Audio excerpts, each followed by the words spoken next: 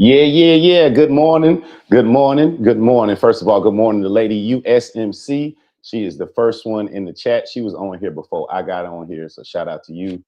Hey, this is crazy because look, bro, you gonna see if you watch the comments. So a bunch of people are gonna be like, "Oh, sorry, I'm late." Like they had to clock in, like they couldn't. They about to get written up. Like they about to get written up. First and foremost, man, shout out to Bank Shot pulling in. Yes, sir. Coach your cousin for show. Kamal is a father of five. He still has four young ladies in the house, or maybe three or four, and they're still doing stuff. So she has an honors program this Mm. morning. So shout out to the smart moms, man. And hopefully one day Asher will be headed to that honors program with his varsity jacket on. Hey, gotta Every play sport. with doing it. I What don't give a you? damn how good you are in the classroom. You gotta play sport, bro. Hey man, look, that's what's wrong with Remo.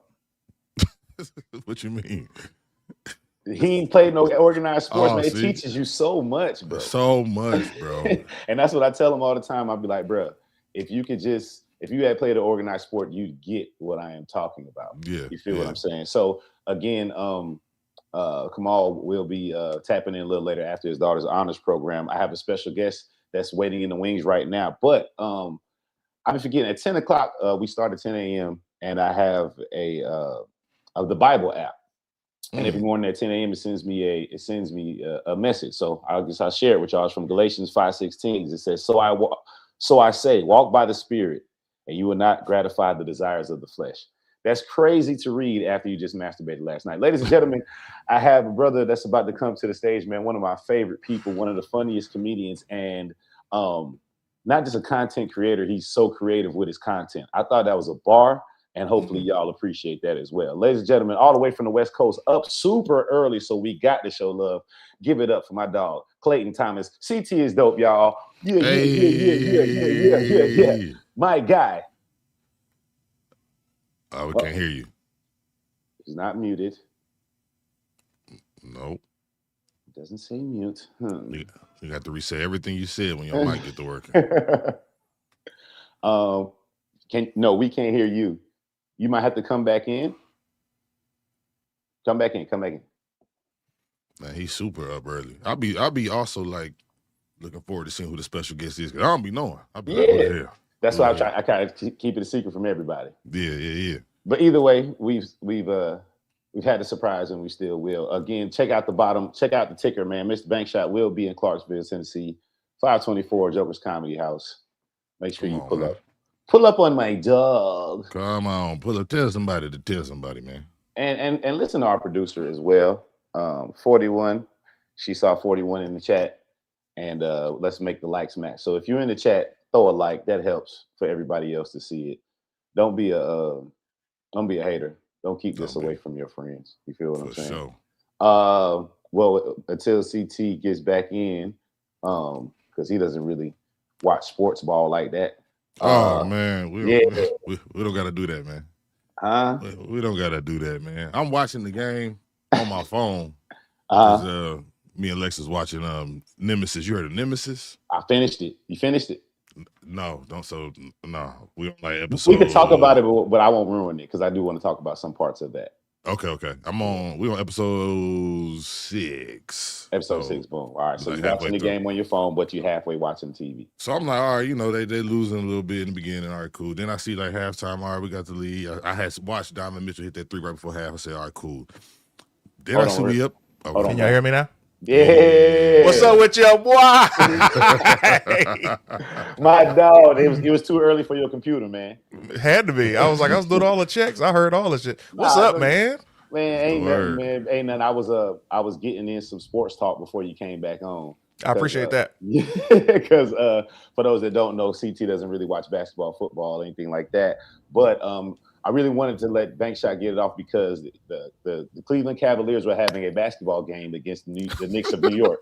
The Knickerbockers. There you go. And it was a playoff game, the finals, like a big game. And his team was Cleveland, and they lost, and they shouldn't have. So I wanted to let him get his frustration out. Go ahead, Bankshot. I'm sorry. Yeah, I had to get that out of there, man. I'm watching the game. Like I said on my phone, I just keep refreshing the ESPN app. I'm like, all right, we up 20. I was like, let me really be able to sit back and enjoy Nemesis. Yes. And then I keep refreshing. I'm like, 5 minutes left. Why are they only up by like 10 now? Then it's like, oh, the game is tied. Oh, it's overtime. I'm like, overtime, I'm gonna let it ride for a little bit. I refreshed my screen. It was like a minute left. I see these niggas was down 9. I said, you know what, man? Oh, so you didn't actually see how they lost? No, but I heard, shout out to B Titty, that James Harden was. B Titty. Yeah. He said James Harden was a bullfighter. Just let I'm the talking about niggas. the absolute worst defense I've ever seen at the end of a game in my life, bro. It was him, like solely him. Bro, Jalen Brunson won the game. He hit like 14 straight points. You feel what I'm saying? But they were all because James Harden was guarding them. Straight up, no bullshit. Man. And that's literally how they lost. He's the most overpaid superstar athlete of all time. And he's the only athlete I know that gets to say, I don't want to play here no more. Send me to another team. And they send him to another team. So that lets you know, like, people don't really like him like that. Oh my gosh. Yeah, that's tough. Man. That was a tough one, man. You would have won game 1 in New York. That changed the whole outcome of the series. Now these niggas probably feel defeated. Yeah, they were tired from game 7. New York was playing like shit too. You know what I'm saying? The whole time. So yeah, they were playing like shit the whole time. So I turned my camera off because I don't watch sports. I was like, oh, let me just be invisible until they get to me. Nigga, you sit there and you fake react to us. Don't you do that on your don't you do that on your first morning? I was like, oh, you don't want to be on the screen? I was like, oh, they not fucking with your boy. Here's the thing, man. Listen, sports. Let me tell you something, man. When I watched the finals between the Lakers and the Pistons, and I believe 2004, that was the greatest series I'd ever seen. And I said, let me start watching sports and stop watching sports. I got you. That was the worst. That was the worst series I ever seen. Get the hell out! That was incredible. Everybody was against the Pistons, and then they were for the Lakers because they're like, "Oh, the Lakers are about to sweep the Pistons," and then they got swept. It was the greatest ever. That was the craziest ever as a Laker fan. That's what I'm trying to say. Yeah, they got swept that year. They didn't get one. Yeah, no, they got one. Detroit beat the shit out of us. You hear me? Yeah, damn right. Beat the shit out. And that's when the team broke down and there was no more Shaq and Kobe. And also when we found out how horrible of a nigga Karl Malone was. Boy. CT, I know you're not into sports that much, but do you know the Karl Malone Kobe backstory? Oh, you talking about that? Because I know Karl Malone from coming into WCW from wrestling. But no, tell me. Well, two things I'll do. One thing with Kobe, one game, Karl Malone was hurt. And, everybody's out there for pregame, and Karl Malone was sitting with Kobe's wife. And was basically saying, like, I love little Mexican women, and basically flirting with her right before the game. And then, she's like, yo, I know your wife, we're cool. You should stop doing that. And then Kobe, she tell Kobe, and then Kobe's like, nigga, I'll kill you. So that's one thing about Karl Malone. Second thing about Karl Malone, he had a daughter in the WNBA, and a son. They were twins. Obviously, he wasn't in the WNBA, but nigga, he had that child from a 16-year-old woman. Wow. Yeah, I heard about that. That was interesting, man. Yeah. So that's the whole Karl Malone spiel. Karl Malone's a wild dude. Here's the thing, man. Also, with that, you know what I mean? Bankshot says something very interesting that I just concluded last night, and that is Nemesis. Are you caught up, Tyler? Yes. So I was telling him that I'm finished with it. He isn't. I won't reveal any spoilers for anybody that is watching. But we were about to get into that. First and foremost, let's just go ahead and start off with the main thing that I saw. It will be the actor, the light-skinned actor from Abbott Elementary, Matthew Law. Matthew Law. Thank you. Matthew Law. So what? That first of all, that was a black mama. So what does that mean? Cause man, shout out to all the black actors out there, but like next time for a role like that, I want them to get somebody that's actually black. Cause he's pretending to be black. He's not. Is he cosplaying Negro? He's cosplaying Negro, man. He don't got it. You remember when Tay Diggs was on Malibu's Most Wanted? No. That's what it's giving, man. Nah, man. I'm not allowing the slander for this brother. First of all, we have to talk about the MVP of that show, which is Yalan Noel. Yalan is demolishing. However, Matthew Law is killing, okay? And I think the reason people aren't giving that man his credit is because you know how we are as a people. When you see somebody on the Tyler Perry project, he's done 3, they want to discredit what he's done. That Oh, man that's why his is hair look like that. destroying. He still got the Tyler Perry hair. I think that's really his hair, though. I think Ain't his no hair way. is just. Cap. Yeah. Cap. All right. Well, if that's his hair, that's my hair too. Then fuck it. Yeah. Since that's what we doing. Since we lying. Look at that. Look at that, man. He Since got that's good, what we like he got doing? good hair, man. It look Bro. like he got good hair, bro. He looks This is what like y'all this- missing. Go What ahead. y'all missing is everybody that he looks like. When I'm talking about Matthew Laws on the screen, I'm like, they couldn't get Christian Keys. They could not get D-Lay. They looking at every actor that he is not, that he looks like. Ryan They G, every single. They could have got the nigga. What's the boy name? What my say name? Tyler Lepley. I think he was much better for that. He would have been, you know what though? He's a little more serious. That dude just wasn't serious enough. What are you talking about? He was serious the entire series. But it was like he was trying to act serious. I never Yeah. was afraid of this nigga. Yeah. Okay, Never was afraid, I'll give even you. when he turned to be like, all right, I'm finna say fuck the law and do all that. That's when you're supposed to see like the demon in the nigga. Like, No bro, spoilers, no spoilers. Take that fucking hat off. The back of your was head. off. Take that hat off the back of your head. Nah, the beanie. I don't even know if Bankshot got to that episode, but he had the little brown beanie on the back of his head like Chris Brown. And A couple of times, he did have that shit on. Like, yeah, stuff. man. Bro, he demolished. He was so great. And on top of that, I'm gonna give you this. This is not a spoiler, but this is an episode where they were in the same room at the same time for the first time. All right. Yes. This is when they were at that little party. There was a back and forth in that scene that was a masterclass in acting. And it was equally yoked. And seeing Yolande say, I bring the fire, I am the fire. It was like, but you can't get that without Matthew Law. Y'all tripping. I'll give you I that. think Y'all I niggas think- tripping. I think so. I think that is the creative and the actor in you that sees that. But for the layperson that is watching it, as soon as they feel that he's corny, it makes it tough to watch the rest of it. Yeah. Because the nigga Is he is a corny? very good actor. Yeah.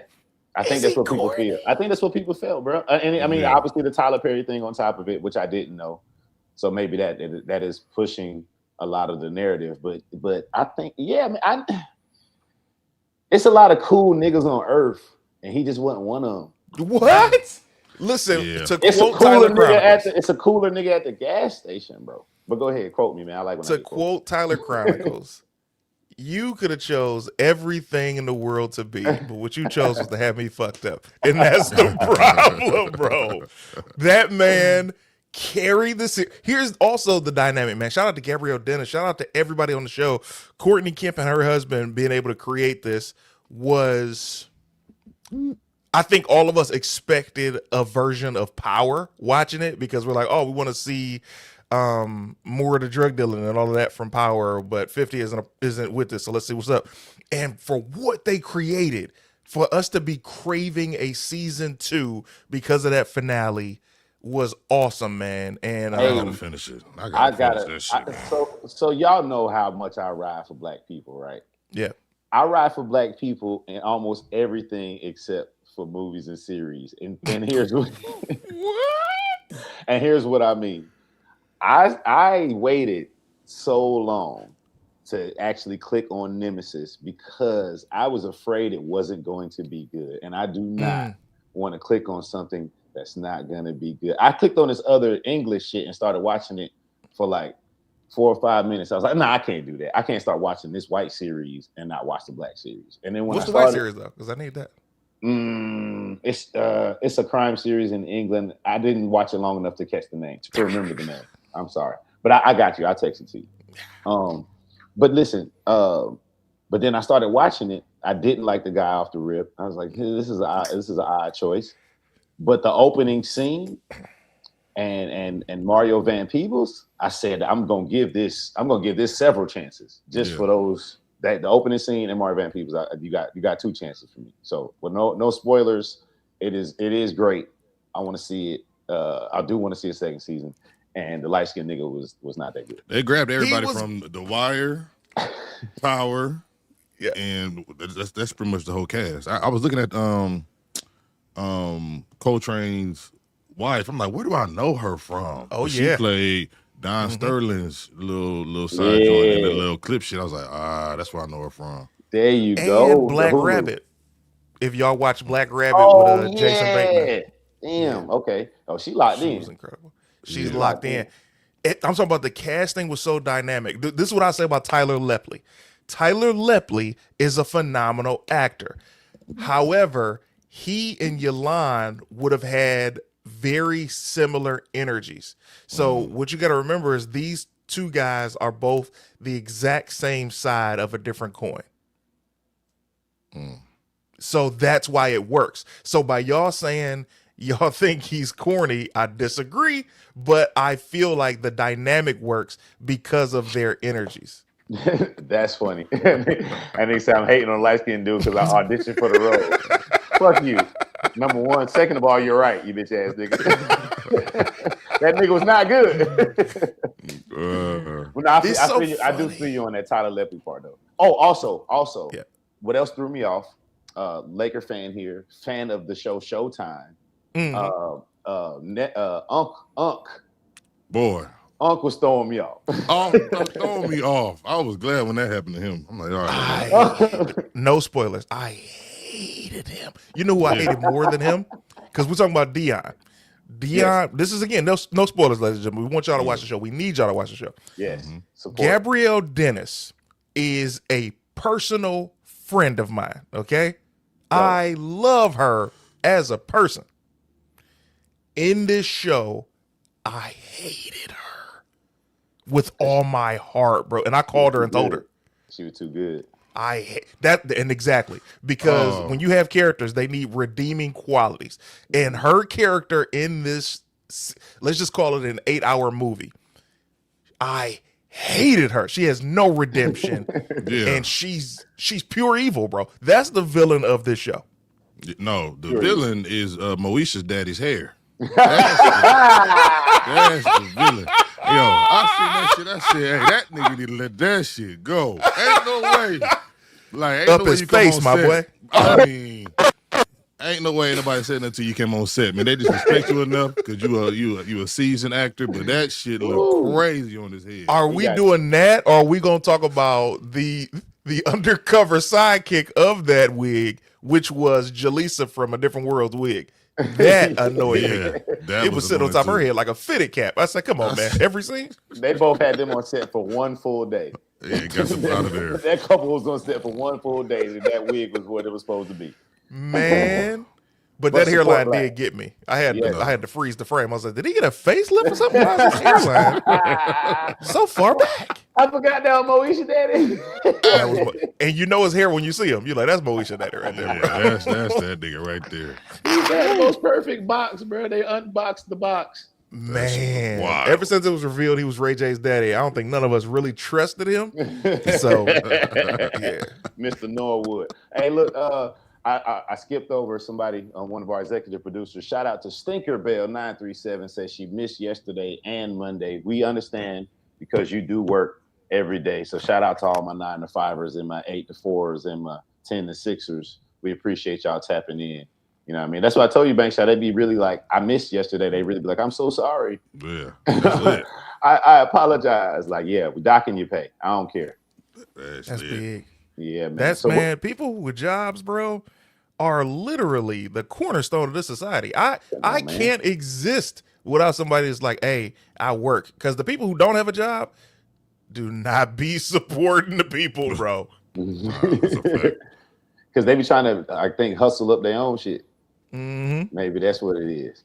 Maybe that's so. Check me out, CT. We normally have a segment on the show when Remo is here called Artifacts with Remo, because he has a lot of cool stuff, a lot of old stuff or whatever in his crib. And I'm looking behind you, my brother. Oh and yeah. I see a lot of cool stuff. Do you mind grabbing one of the items and bringing it to the? Oh Jesus. man, Yeah. all right, all right. Come on, Yep, man. yep, yep. Come on, It's man. a lot more stuff, Somebody but has I'll get some. disposable income. Is all I'm gonna say. Number Hey, one. brother. Number two. Subscribe to everything. I don't have anything subscribe, left. to, subscribe to everything, man. CT is dope on any and everything for anybody that's in the chat, man. We had what is it? 80 total in the chat. Another record again. Y'all breaking records every day, man. For the first 20 minutes, getting 80 total in the chat. Yeah, CT, man. If you just grab one thing, man, and one thing that you could give us a little backstory on, man, I think that'd be pretty cool. Okay. I'm gonna put you full screen so we can see the actual transform. Oh Right. no, This Voltron. is probably my first prized possession, man. This is the original Mighty Morphin Power Rangers Megazord from the TV show Mighty Morphin Power Rangers. And when I just happened to read a comment that blew me away.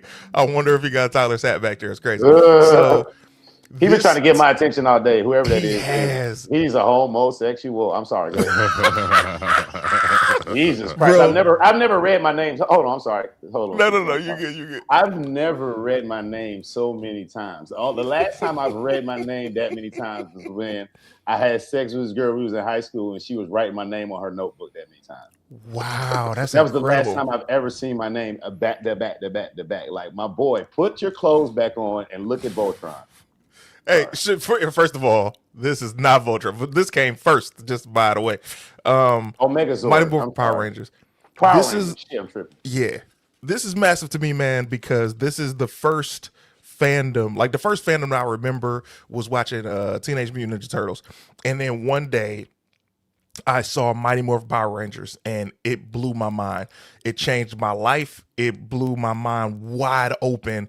And this was the first Megazord that I was able to collect. Because as a kid, I just wanted the action figures. I didn't want any of the big joints. Hella pause. So it's like, this was, to find this at a convention felt like the first piece of my inner child being able to win. And ever since, I've been collecting different things from the times that I watched Power Rangers growing up. Man, you a Power Ranger and I got fan? signed helmets and everything. That's hard too. Yeah, because you actually know the actors from the live action. Oh yeah, man! Right? Like, I've met almost all of them, especially everyone that I grew up watching. I was able to meet them, and a lot of the Power Rangers just in real life have become friends and family. Like, to name drop Walter Emmanuel Jones, the original Black Ranger. He and I hang out all the time, man. And he's from Detroit too. And he's just the best. We'll spend holidays together. He's the greatest, man. He's damn near 60 years old, still looking like a teenager with attitude. Teenage Mutant old Negro. And people love these dudes, bro. Like, when you see the love that like Walter get, or all the other Rangers, when you out, it'll warm your heart, because the toughest dude turns back into a 7-year-old boy, man. Man, anytime you see somebody that you grew up on, one, you're like amazed, but two, you're like, damn, I hope I like them. Yes. You know what I'm saying? Like, yes. I know we've all ran into that one person. All right, here we go. Story time. And listen, before I get into this, I love Mike Epps. Oh man, come on. Come on. Come on. Go ahead, man. I'll tell you how he lost his finger later. Go ahead. What happened? How does this begin? I'll tell you how he lost his finger later. Real quick, we got 100 in the chat, man. Another record. Shout out to y'all, man. 100 in total chat. And everybody, if you're on Twitch, drop a message so I could shout you out, because we need to up our Twitch game. So we are in Blue Flame Strip Club. A couple of comedians, myself as well, and Henry Wells. Henry's on the road with Mike, been for years. So they come in the joint, and I'm like, oh, if people don't know, Mike's my favorite. So we in there, and he introduces us to everybody. We kicking in shit, and I'm like, damn, how do I break bread? I'm not gonna fan out. I'm not gonna be like, baby, even though I want to. Chicken wing. I want to do chicken wings so bad in the middle of the strip club, but I'm chilling. I'm much younger at this point too. Let's make sure I put that in there. I don't have hair for the nigga that's gay. But but I'm much younger. And I'm like, all right, boom, this is what I'm gonna do. I got a big nug of weed, big ass nugget of weed. So, and he introduced me to him so nuts. So I bag it up. I'm like, yo, here you go, man. You just tapped your mic. You went off. Oh, As soon my as you bad. tapped yourself, we didn't hear it. So what'd you say? My bad. I gave him the much respect tap sign. Okay. You feel what I'm saying? Like, yo, here you go, man. Much respect. Big fan type shit. You know what I'm saying? But it's loud and everything. So Hold on. Bankshot, how long were you gonna let him tell that story before you told him he couldn't be hurt? That's what I was about to ask. I was about to, but I felt like it was gonna come back. How far did I get?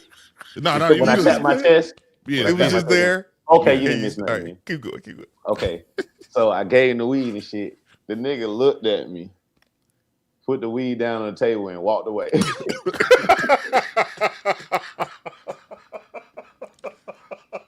What? Hand the guy. Hand to God, bro. Hand to God. That nigga said. And like he didn't place it, he like let it out his hands like that, and that shit hit the table. Wait, okay. Can I play devil's advocate for a second, bro? Oh man, go please. Okay, now remember, at the end of the day, these are drugs, and you are a stranger, and you're handing these to a self-said drug addict, right? Who may be very particular on their drugs and who and how they get it. So you just being introduced to him, giving him this gift, wow, thank you. He could have handled that differently, but it's like, this could be a setup. Bow, right? Let me show, just in case there are cameras around, that I'm not, because you said you were much younger, which means weed could have still been illegal. So him dropping it could have been like, hey, just in case anybody watching me, I didn't accept this. You can't get me. Fair. I don't know if I tapped my mic if I said that we all got introduced. He's like, yo, these are comedians. He's like, oh, okay, man. You know what I'm saying? It's one of those, and maybe and maybe 40 minutes after the introduction, when everybody's been kicking it, is when I hand them the weed. So I didn't give you that. Setup is still a setup. That actually makes it worse. Hey, they comedians, man. Take this weed from him. Hell no. I don't trust these niggas. I ain't seen nobody on Comic View. I'm not taking no weed from nobody. He didn't pay, man. Stop it. Stop trying to make it illegal. The nigga just wasn't a good person. Okay, nah, I'm just playing. I wouldn't have took it either. But I would have been like, but at the very least, I would not have took it into my hand and then dropped it. I would have been like, nah, I'm straight. I've done that before. A nigga handed me some weed in the club and I just like, oh no, I'm good. I appreciate it. Like, I'm not gonna grab it and then drop it in his face. Like, that's crazy. Yeah. Also, I wouldn't have done that because you don't know. I'm talking about Mike. I wouldn't have dropped it in your face like that, hella pause, because I don't know your reaction to disrespect, and I'm in a foreign land. So that's another reason I wouldn't have done. Yeah. But this is I've also put weed in my pocket before and then just got rid of it. Dump it later. Yeah, I mean, right. Yeah. But the setup aspect, one. But as we know, Mike is the nicest guy on the planet. Have you seen him again? Yeah. I told him about it. He was like, "Oh man, you know what I was on back then." And, yeah, Mike is great. One of the coolest people, man. So obviously being young, him being one of my favorites, it was it's gonna feel different. Yeah. I'll give you a Mike Epps story. Let's go. Bro, so we're working on this is a three-pronged story. Okay. This is the first audition I ever booked in LA, right? So I'm fresh to the city, and Mike Epps it's in the trades that Mike Epps is getting his own TV show. This is gonna be like where Chappelle's show left off. All right. It's gonna be on Comedy Central. They're shooting it, and I go in an audition. And I'm expecting this to be me, a casting assistant, and maybe a producer if I'm lucky. I go in there and Mike Epps is in the room along with all the producers. So I'm like, oh, this is shocking, right? I didn't expect this. Right there on the spot, Mike wants to improv with me. So we start improv. We start switching back and forth from him being the punchline guy and the straight man, and me being a punchline guy and the straight man. And the chemistry was there because, as you know, I'm a yes and guy. You know what I mean? I'm not about to shoot down your joke in favor of me getting the spotlight. So I leave the room. I get the call that I booked the show. I'm like, oh, it's shooting down in Baton Rouge, Louisiana, and get down there. I'm like, man, I get a chance to work with Mike Epps. Is one of my favorite comedians.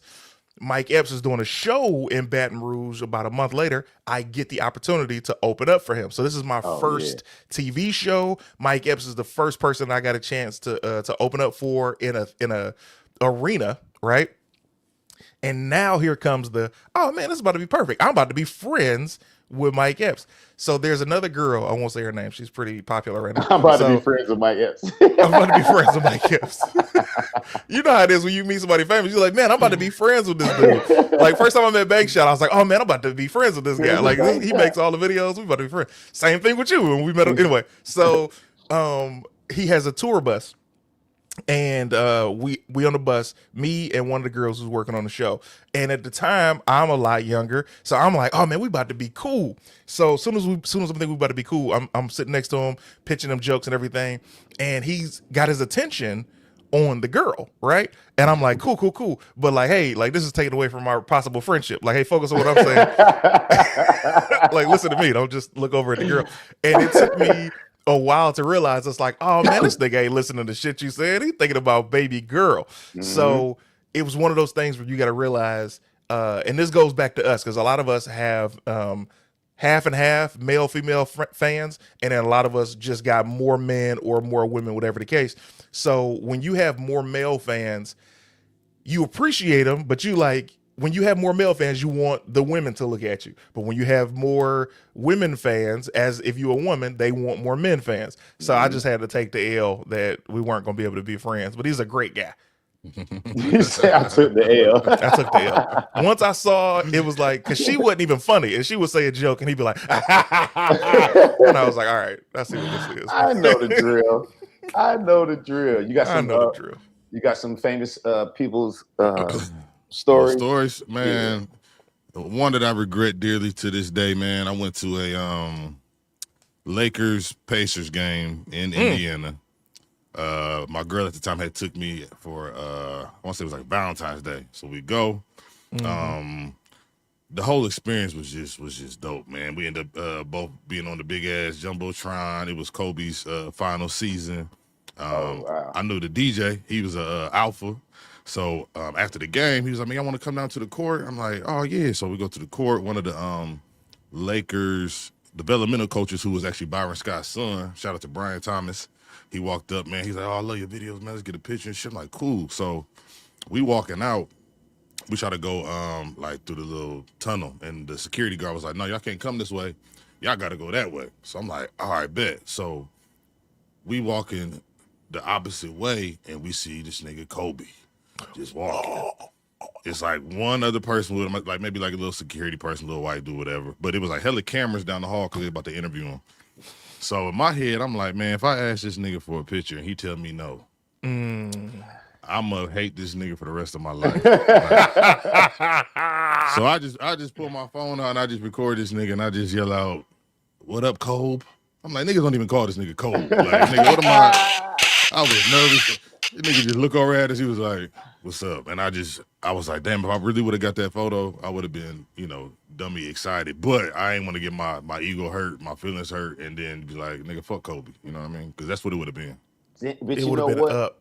That would have been that was the perfect place to ask for it, because you can only be back there if you are somebody / know somebody. You're not a threat. It's like, okay, I don't want to not take a picture with the owner's son, right? So let me just get one out. Them niggas take pictures with everybody in that tunnel, bro. I don't give a damn who you are.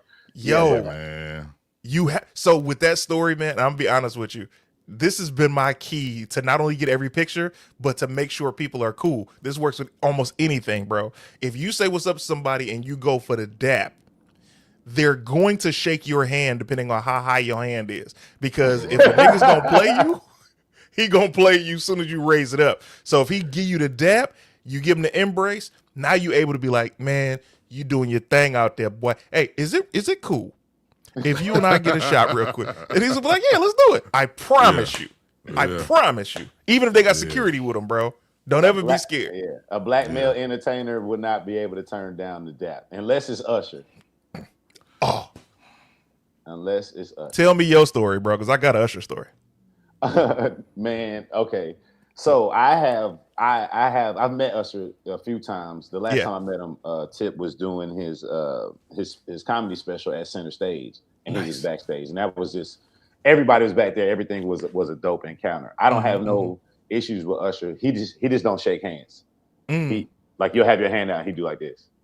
So yeah. So that's just. But I get it. Germs. He meets a million people a day. But I have a second hand account of Usher with one of everybody's favorites, Remo. Man, we were in Magic City, and for those that don't know, Magic City is a strip club in Atlanta, and it's set up in a style that is like a long hallway. To your right, it's elevated, and down the middle is the stage and the pole and the bar. So it's all one straight shot. So myself and Remo are in a section closest to the door, let's say that. And Usher and his people are in a section furthest from the door against the wall. But it's not a very huge club, so everybody can be seen no matter where you are. And for those that do or don't know, Remo loves to dance. Remo is dance fever. You hear me? He say, dance fever, huh, Big Mike? That's Big Mike. That's Remo. He loves to get even in the strip club, if they play a certain song, he just gonna get a little, you know what I mean? He ain't gonna go crazy. Is he this guy? Yes, 100%. That's 100%. Wild. Okay. 100%. Like ragtop is a thing in Atlanta that they do. He loves it. So my nigga, so I see him start getting a little jug in him. And I'm like, bro, not in the strip club. Like they love me here. They say my name when I walk in here on the DJ say my name. My boy, he say the real Tyler Chronicles. He always say that when I walk in, man. Shout out to X-Rated. The real Tyler Chronicles. So like, you know, I'm getting love. I got like $40 on me. I ain't really got shit going on, but I feel like I do. This nigga, I said, hey man, you got to chill. He said, nah. He said he challenged me. I said, bro. I said, Remo. Who? He said, that nigga. I said, Usher? He said, yeah. Yeah. And I look at Usher, and to Remo's credit, he is doing a little something. He is giving a little, he's giving a little dance, but it's mostly to the women in the section with him, and he's just kind of like dancing with them. And Remo, I don't know if he's drunk or not, really feel like he got a whole dance battle across the club. I'm gonna get Remo to tell his side of the story when we get back, because it's gonna be way different. He's gonna really swear to God that nigga challenge him across the club. But those are my Usher stories. My bad. Go ahead, bro. So this is a two-parter. The first part, I get a random refund check, and without even thinking, I buy the residency in Vegas for me and Tange. Right? Hold on real quick, CT. I'm sorry. Hold on. Before you get deep into this story, I got to put my brother on stage. He is behind the scenes at Flipside, the game show, live on set. Ronnie Jordan. What's happening, man? What's happening, man? You got the new coach in the house. What's up, Clayton? What's up, Bank Shot? What's the word? Yeah, my boy Clayton tapped in super early, man. So shout out to him. Bank Shot been with us all week, and I was saying earlier, Kamal is he's at an honors program with his daughter. So the boy sat in with me today. Yeah, shout out to my son. His honors program today. I'm missing it because I like to put food on the table. What a bad father! Get used to it, Bank Shot. You're gonna miss a lot of shit, dog. Damn. And don't put that evil on me, Ricky Bobby. Right. They're gonna write about it. Every time I do something bad, I'll be like, don't write about this. He's like, I am. Bank shot gonna miss something because he was streaming or playing the game or something. That nigga gonna be like, man, hey, I gotta play Call of Duty. Can't make he it. will understand. Really? You missed my wedding for Fortnite? What's going on in there today, man? Hey man, this is the first episode of the day, and you can tell people they had their coffee, but it's a freaking on stage that keep rubbing each other, and it's hilarious. It's just this one dude keep rubbing his girl back like this. Yeah, they black. They black. She black, he white. Oh, that's why. Interesting. Yeah, I want to hate on him, but he doing all the right stuff as a husband. Like I'm like, I want to hate, like you know how Taj and Clayton B. I want to hate on them, but they just I'm like they got money, they ain't got no kids, they doing shows, they doing it all. Nigga going to see wrestling. Going to the wrestling. My childhood dreams. they bit wrestling events. Come on, man. Facts. Find somebody that like what you like, man. Yeah, for sure. That's the single truth. But damn, that's super dope, man. So Jaleel, he cooking today? Yeah, he cooking, man. They're long days. It's like we had 6 episodes yesterday. We do 6 a day, so you know what I mean? Yeah. Who's y'all audience warm up? Remo's in there right now. What? In there dancing? That's great. DJ Black Boy, yeah. Remo's on set. We need him though. I'm telling you, bro, them crowd, you gotta keep that crowd energized. If the crowd weak, what y'all get the same crowd for 3 shows? I don't know if they rotate them or not because I be in the back. I don't know if they rotate them. 6 shows with the same crowd, that is tough. That's crazy. Yeah. That's crazy. If y'all doing 6, they probably rotate them after 3. Yeah, they I probably would think like a lunchtime. We break at 4 shows for lunch, so then 2 shows. Probably 4 and 2 then. But because that Remo doing that job, let me tell you something, man. That is the hardest job on set. Nobody has it harder. Nobody. That's how I got on Miss Pat show. That's how I got in the writers' room.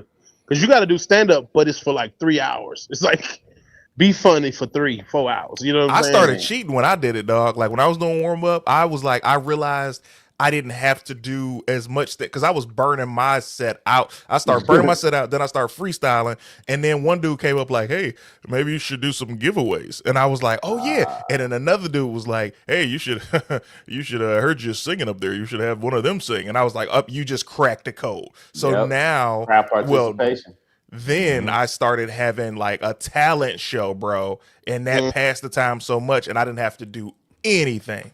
Man, yeah, because that's when you get warm up gigs, mostly you be kind of fairly new in comedy. So if you don't have that many improv chops, it's gonna be tough. Like I remember I did the Love and Hip Hop reunion show. I was doing warm up for that, and I'm young in comedy. Did they win? And the only thing I have to lean on is roasting. So my nigga. I roasted the motherfuckers for 45 minutes. Oh my God. I roasted a whole crowd full of people that want to be on TV for 45 motherfucking minutes. That's the crowd, though. If you gonna roast any crowd, everybody that's the crowd. Everybody in there. Also, it depends on the show you're at too, because this show is like a game show. Because elderly people come to this. This everybody's came. Yeah, old people come to daytime. They had to be here at 7 a.m. to be in the crowd. And Miss Pat's show was older black ladies. So cussing, I tried to swap a couple people out for me to warm up over there, and they was cussing too much, and it just Here's depends the on thing, the crowd. Ronnie, you got to tell the people. You got to talk to people, man. You got to like what I had to do when I was bringing in different comedians to like follow after me or like to pass the gig to. I told them this is the lay of the land. Do not cuss. Do not say nigga. I need you to be in there and act like you're on America's Funniest Home Videos. And once you say that, then you say after you get comfortable, then make it your own. But don't curse because this is an all ages type of thing. Mm-hmm. Yeah, I got you so nice. Miss Pat was like, "Don't bring him back to do that no more." The same thing. It was a couple people that she said now because the level has stepped up. Because I bring our DJ. Shout out to DJ Black Boy. I got him. He's in here right now. I brought him in with me with Miss Pat. If you got a DJ homeboy, that's another cheat code. If they got a budget to hire a DJ that know you, and then y'all could go. Because we did TV show theme songs, sing-alongs, gospel. We'll trap out a gospel song, you know what I'm saying? But Miss Sophia is the goat of the crowd warm up. She makes them the choir. She makes the crowd be the choir. Like it's Miss Pat show another level live. Y'all got to come see that live. We start after Juneteenth, so man, you did the episode, didn't you? Were you on camera? No. Oh man, who am I thinking that was on camera? It was one of y'all that was on camera. Vince. Yeah, Vince did the episode. Vince. Got it. Yeah, man. Y'all got a whole squad, bro. Like, I love, when it comes to, like, Atlanta comedians, I love the Atlanta veterans. I don't really know a lot of the newer guys, but, like, the Atlanta vets, y'all's energy has always been so warm and successful. You know what I mean? Like when you see the Atlanta vets, it's a completely different energy than the newer energy, bro. That's fire. 100%. Because we worried about getting the next gig already, and it's most of the time it's relationships. So I done got a lot of my gigs from being cool with all the production people on one of my first things I did in like 2002, and I still got friends from those productions because of the camera ops, the sound guys, the PAs turning the big dogs. Every PA don't stay a PA. That's another cheat code. And you could tell the ones that's gonna be something too, because they be on their shit. They be on it. And the nigga ask you, what do you want for breakfast, and actually bring you your breakfast? Oh, he gonna be somebody. That nigga is gonna produce. I gotta skate. I gotta turn and burn next episode. Yeah, I gotta get it in there. Back to work, nigga. Nice. Back to work. I holla at y'all. Just popped in for the culture. You know what I mean? I know Tyler was dolo. Appreciate you holding it down. I'll take y'all in the control room. I ain't supposed to be in here. Hold on, watch this. I ain't supposed to be in here. Niggas say I ain't supposed to be in here. And went in there anyway. Yeah. You need to grow up, man. Get out in the people room, man. And went in there anyway, bro. The timing. Well, no, I'm supposed to be in here. I ain't supposed to be in there. You ain't supposed to be in there with the camera on for 100. I ain't supposed to take y'all in there. That's what I know, nigga. Bye, man. God, that's for sure. I didn't show y'all the top secret shit. Hold on, I'm gonna go put a camera in Jaleel's face every time. We need the views. Tell him what up. Bro, Jaleel White is the GOAT, man. Hold on, man. No, it really is. I know, man. Every day I gotta come in here and bother. Ronnie gonna be here. No, I walk slow. Tyler. You gotta worry about it. Yeah, Ronnie gonna lose 45 pounds on that set, though. I tell you what. Every time he tap in, he walk about half a mile. Say what's up. Say what's up to my morning show. Just say what's up. There he is. We need the view. Okay. Hold on, let me tell you. He can hear you now. What up, Kelly? Jaleel White. Gang, gang. It was good. Yes, sir. Y'all niggas streaming? Yeah, we stream morning show every morning. Y'all streaming? I just been missing the show because I'm working. Oh, that's hilarious. No, y'all gotta do some more risque stuff than this. Y'all gotta go find Rampage. Hey, we don't know Adrian Bronner. Adrian Bronner is wild. You know he's 6 months pregnant. Straight up. He the first man. He the first man in America. Hey, you know he still got hands though. He still got hands, Jay. He got feet though. He ain't gonna catch me. He ain't got feet. You know he's 6 months pregnant is outrageous. Did I tell you I was gonna get y'all a clip? I told you I was gonna get y'all a clip, didn't I? My dog. That's how. Hey, set up the fight. Adrian Bronner versus Jaleel White. Morning Culture next show. Adrian Bronner toe to toe with Jaleel. Yes, sir. Bro, that was a man. First time I met Jaleel White, I couldn't believe it. And I told you, Bank Shot, when I met him, I was like, it was bro, up top, boy, they not gonna deny you, bro. You can't do no cool shit like this. Like, you see how low my hand is? You can't do that. Yeah. You got to be up with it, bro. And Usher, right? That's what we're talking about? Yes, sir. So I get this random refund, and without even thinking about any responsibilities, I said, me and my lady going to see Usher in Vegas. Like I said, this is what this money is for. God has blessed me to go see Usher. So Usher is my Michael Jackson, to put this in perspective. Like, I love Usher. I love Michael Jackson, but I mean, as much as as soon as I was born, the Pepsi thing had already happened. So Usher, I came in from inception, like, Leave the One You With. That was my first, My Way was my first album. Anyway, we go to the meet and greet experience. So you got the meet and greet, which is like a pre-show. So you get a chance to see like a whole bunch of concerts that Usher has curated. And then you get a chance to do the meet and greet with Usher. And then the show begins, right? So we go back there to meet Usher. And this is still pandemic time. So a lot of people got masks on and shit. And they have this thing. They're like, all right, we got to have y'all stand on this podium next to Usher and then get your picture that way. We like, cool. So we standing on the podium and Usher brings us closer than what they said. He was like, oh man, y'all come a little closer. And I'm like, oh man. I was like, what's up, Ush? And he was like, oh, what's up, my boy? And I was like, man, I just got to tell you one thing, man. Well, two. One, can you please sing .com tonight? right? Nigga And made a request. he said, "Ah, man, I wish you'd have told me." And I said, "I don't know you, Usher, to have been able to tell you." It's my first time meeting you, my dog. Anyway, and then the second thing, I was like, man, I just want to say thank you, man. Your music is amazing. And it took a lot for me to say that because I was of 3 men that was in that room. It was all women, bro. So I'm like, maybe I shouldn't have got these tickets. Like, he's got the majority women fan base. I feel a little awkward, but I love this dude. So that was experience 1, right? Experience 2 is a week later, TIP is doing comedy now, right? Come on. He comes to the Comedy Store in the Belly Room. He brings Usher, he brings Nelly, and he brings another, he brings his son. I think it was Damani. Yeah, Damani. Right. So they're all there. T.I. is very funny, telling his stories on stage. I had known T.I. for a couple of years from a show that I worked on with him. Just the nicest guy in the world. And after we all go outside, I'm like, I gotta get another picture with Usher because, this is the time. I see Usher. I was like, hey, man. He come up, he give me the dap again. And he's like, what's up? I was like, man, I didn't tell you this when I met you at your concert, but you're my Michael Jackson. He was like, wow. That means a lot, man. Thank you for that. I was like, man, I just mean it. Would it be okay if I got a picture with you? He was like, come on, man. And I was like, bet. I gave my camera to Dave Hellum. From now until I'm dead, it's up with David Hellum for this specific situation. I give him my camera phone. He takes the picture. He's holding it for like 3 minutes. I'm like, oh, he probably got a lot of pictures. Thanks, Ush. Now, when I look at the picture, Usher was looking forward like this for like 3 minutes. And then towards the end, he does this.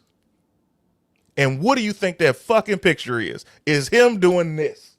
Dave. I say, Dave, what the fuck? He said, oh, man, I'm drunk. I said, David Hellum. See? That's why you I gotta thought have you people. knew I was drunk. I'll be like, just take a video. I'll be like, just take the video and I'll go through the video and I'll screenshot the right image that I need. You ain't gonna fuck up my picture. If I cannot find a female to take a picture for me, the picture probably won't be taken. Yeah, that's how I feel too. Oh, damn. You don't think I think like that, Tyler? There were no women. I forgot Comedy Club. I'm thinking. You said something about women always being around. Yeah. Hey, man. Shout out to Thailand Mills, man. He said traffic was a motherfucker, so he was late today. So we appreciate you tapping in. D Slaughter, just because GMC and the chat really helped me through the AM. We appreciate you, D, man. You know what I'm saying? You also was late this morning, so thank you for paying your debts and your tithes to More Than Culture. We start at 10 a.m. Eastern Standard Time. Look, CT was up at, what time did you wake up? 6? I woke up at 6:45. I say, man, Tyler said be there on time. I got to be there, man. Shout out to that. Friends, how many of us have them? Come on, man. That's a fact. And that's the funny thing because we're all working hard in our own different ways, bro. And when you got a friend, like, I take friendship seriously, bro. If I call you my friend, you're I really believe in that. So I hold friendship to a higher standard. So if anybody's like, hey, let's be friends, I'm like, I don't think you want to be my friend, bro. Like, it's cool if we work together. But if you want to be my friend, I take it. So when he's like, yeah, man, come do the show. And originally it was going to be, I guess, 8 o'clock my time, which was even better. Because I'm like, oh, that's an hour of sleep. And you're like, yeah, man, let's do 7 o'clock your time. I'm like, all right. All right. I asked. I ain't even asked. I said, Kamal, he's gonna be a little late. So if you want to come in earlier, I'll send you the link when I get on it. And you did. Much respect, man. Because I didn't know Bank Shot was gonna be here. I saw a little bit of yesterday's episode. Okay, and I was like, oh, cool, special guest. He probably ain't gonna be there tomorrow. I ain't gonna get a chance to see my guy Bank Shot. And then he's here, and I'm like, oh, great. Yeah, I forgot. I got Bank Shot to. I tricked him into staying the week with him. Yeah, you really did though. Yeah, because he's a new father. I was like, make sure you yesterday after we got off the stream, when it's just us talking, I was like, shit, man, I appreciate you, Bank Shot, man. You might have well just. Nigga said, hey, last week, like, you free Monday? No, yeah, I can do Monday. Hey, I can do Monday. If you want to do tomorrow too, we could. Oh yeah, bet. Nigga said, might as well. Come on, man. Because it's like a reunion. Yeah. Like you get a chance to just kick it. How'd y'all meet? Bank Shot now? Yeah, Shantae Wayans had a show in Good memory. in LA, and I pulled up. I was actually on the show, but I just pulled up. It wasn't like no paid gig type shit. But that was my first time being able to actually like go out there and met CT, Tange, BT, Kingsley. Who else was there? It was a bunch of people though. But one thing about CT that I always fuck with though is like this nigga ain't he ain't cocky. He ain't one of them niggas that ain't gonna like come and just like show you love or come speak. You know what I mean? Like he definitely said he fucked with my content, gave me my flowers and shit. And I was like, oh, this nigga. And actually, CT is way taller than I thought. I think that nigga CT. Not a small guy. I'm like, golly. Like you see Sid online, like, all right, Sid, you can tell you probably like 6'4", whatever. CT, what you about like 6'2", 6'3"? Let me tell you something. What with these boots on, I'm a be 6'1". Yeah. Hey, You feel me? CT tall as hell. I was like, okay, yeah. Nigga strong and shit. That shit do be surprising. You see a nigga like, oh damn, hold on. Yeah. Like, god damn. Like, Bro, that meeting Bank Shot was so dope because we met at the perfect time. It was like we're coming out of the pandemic, but we not all the way out yet, so we can still game and everything. And that's when you start seeing the different community of modern warfare, because a lot of dudes play multiplayer and a lot of dudes play the campaign, Warzone. and a lot of y'all play Warzone. And I'm not a Warzone guy, so we friends on PlayStation. We got each other's numbers, but I'm like, you in Warzone, my boy. Yeah. That's how Tony Baker is. That nigga Tony Baker would not play Warzone. He'd be strictly.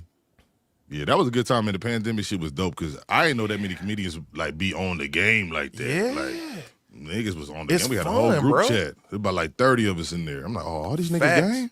I may be the only comedian that doesn't. Oh, you got to start. You got to No, start. he's not. He's definitely not gonna start. It'll blow your mind, bro. Bank Shot, please tell him. Yeah, look, let me tell you something about people, when they get to a certain age, they are going to do exactly what it is that they like. It ain't no changing it. It ain't no, To a certain age. Hey, man, adding this streaming shit has been a lot on me, man. I broke out in highs when we first started doing it. Hey, yeah, let me tell you. When I first met these niggas, we was shooting content. This is like, nigga, 2016, 17. They'll pull up to the crib. And I'm like the social media nigga. So I understand the concept of like, yo, we got 1 minute. But with these niggas being comedians, these niggas just go. So it's like 10 minutes worth of footage. I got to try to chop it down and make it make sense within 1 minute. I'll be like, hey, y'all, can we just do that one more time? Tyler be like, no, that was good. Yeah, it was. No, that was good. It was good. It was. There's no concept of production. None. No, we good. As a comedian, I also never want to say something twice. You know what I'm saying? Like y'all get the joke now. Like I want to, like even in like Wildin' Out rehearsals and shit. You know what I'm saying? Like I don't say nothing I'm gonna say in the show because I want everybody to be surprised. I want everybody that is involved. I don't want nobody to be like, I heard that in rehearsal, because then the crowd will be like, they ain't react, so I don't even want to react. You feel what I'm saying? How does that work though? Like for you on Wildin' Out, because I remember rehearsals and taping were so different and separated. However, I also remember people coming onto the show and having to prove themselves to Niall and Nick. So how does that work? Like, do you get away with it because you're a veteran cast member, or is that something that everybody can do? Because if you're not funny in rehearsal, chances of you being on camera are slim. Yeah, no, this is after you prove yourself for sure. Oh. And in this instance, excuse me, when I say rehearsal, I mean like camera blocking before the show type rehearsal, not so much the workshop, which I think you're talking about. That workshop. Yeah. No, that workshop, the first time I did that workshop, I'm cutting everybody's head off. Like that was my shit. And to the point that it was like, all right, we need you doing more helping than hurting. So it was like, now I'm gonna go and help everybody else. So now I can relax because they know I'm funny, and it's easier. Then I just see the other people that's like, all right, I gotta cut their head off, and I see them kind of go through the same process. It's like training camp for a rookie. You know what I mean? In football, you got to show them that you can play. They don't care what you did in college. This the pros now. So we got to see. It's shocking. It's shocking to see, like, to have given Bank Shot, his credit, man, because he's amazing and he knows he is. Your credit is something different, man, because you don't expect you to be as nice of a guy because you don't have the makeup of a nigga that is a nice guy. Like, you're a handsome dude, you're in shape, and you're funny. You're like, oh, he about to be a dick, and I'm gonna have to fight this nigga. I'm gonna have to fight this nigga at 3 o'clock. Like, that's what you think. And he's the nicest guy in the world, bro. Yeah, man, you can't judge a book by its cover, but comedians do be weird though, so you kind of have to give them a second. Oh, these niggas be weird. You got to give weird, especially if comedy was all that they've done or all that. Why are these niggas so weird, bro? I wish I knew. God, the only niggas weirder than comedians are social media niggas that don't know comedy. Like, they don't do anything comedy except social media. Those niggas are the weirdest. And then it's comedians, bro. God damn, these niggas be weird. It is hard to run into like a cool, only social media comedian or social media person in general. Like, not even a comedian, like a chick too. Because they didn't come outside. Like, so to go to that, we grew up and we went outside to play. I'm not shitting on the generation now that doesn't go outside. It's a different world. I'm sure they have their own hangups with anxiety and being introverts.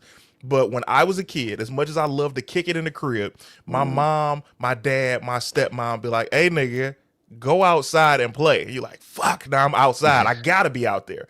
These kids now, when they're creating videos, they're not having a lot of human interaction face to face. So when they get around people, you're like, hey, man, that nigga's kind of weird, bro. And then they be like, I'm not weird. You be like, you weird as fuck. But they don't know. Yeah, to their, I mean, I guess to shoot them some bail, we didn't have all the shit that they had to keep them inside. You know what I mean? Like, looking back, like, if I'd have had these types of video games at least, or been able to talk to my friends from home and see them and play games with them. But see, even with video games, it's like growing up back then, you ain't gonna be on that game all day. You're not gonna be on the game all day. You're not gonna be on that game all day. You got a set time where you can play, nigga, get off, do your homework, get your ass in the bed. Like, you not. They be on the game. I had to play the game with my friends in the crib. Like, I had to go to that nigga crib, or he had to come to my crib. Pull up. Damn, you had to bring your own remote sometimes. You had to bring your own control. Yeah. Hey, I tell you what though, knowing my mama, man, and in the way she hustled, if I was living in those times as a young person and playing those streaming games, and she found out you can make money off of it, she wouldn't have let me do shit else. She would have been like, okay, now, if this what we doing, this what we doing. You had all the shit. Get your ass off that basketball court and get your ass. Is that what you used to say about basketball? All right, now this what we doing. This what we doing. Get your ass out that football field and dribble that basketball. We have to focus. So I think it's because when we were kids, the kids only go where we think the money is. So when we were kids, it was people who, of course, always wanted to be athletes and in the league, but it was a lot of people who wanted to be rappers because that's where we saw everybody with the big chains. They had the girls, they had the cars, and now kids are seeing streamers. So you don't really see a lot of drug dealers and rappers, bro. You're right. And the drugs is way more dangerous nowadays. So it's way more apparently. Damn. I don't want to be a murderer. I just want to sell drugs. See, that's when you get on something like they got the Grand Theft Auto role play shit where you can like be your own person within the city. I don't know if you hip to that shit, Tyler, but that shit is like some next level. Talk to me. It's wild. You ever play RP, CT? Mm-mm. So T Grizzly, he got one of the servers. So you make a city, and then you can create whoever you want to be, go in the city, and you can be a drug dealer, you can be a murderer. These niggas, we be in Discord. They make like real life party flyers for inside the game. Like, they'll post a flyer and be like, yo, we're gonna link over at this spot, we're gonna have a little party. Niggas, everybody be inside the game in one spot. They got like speakers inside there, they be playing music. It's like real life, they be in there fucking. Like, you can do man, you can do whatever. You would not leave the house for real. Yeah, nah. I try to play it, but like, you gotta really be so submerged in it to where like you low key forget your identity. Like, you don't even know who you are as a person no more. I'm like, I can't do that. If you stop playing it, did your character die?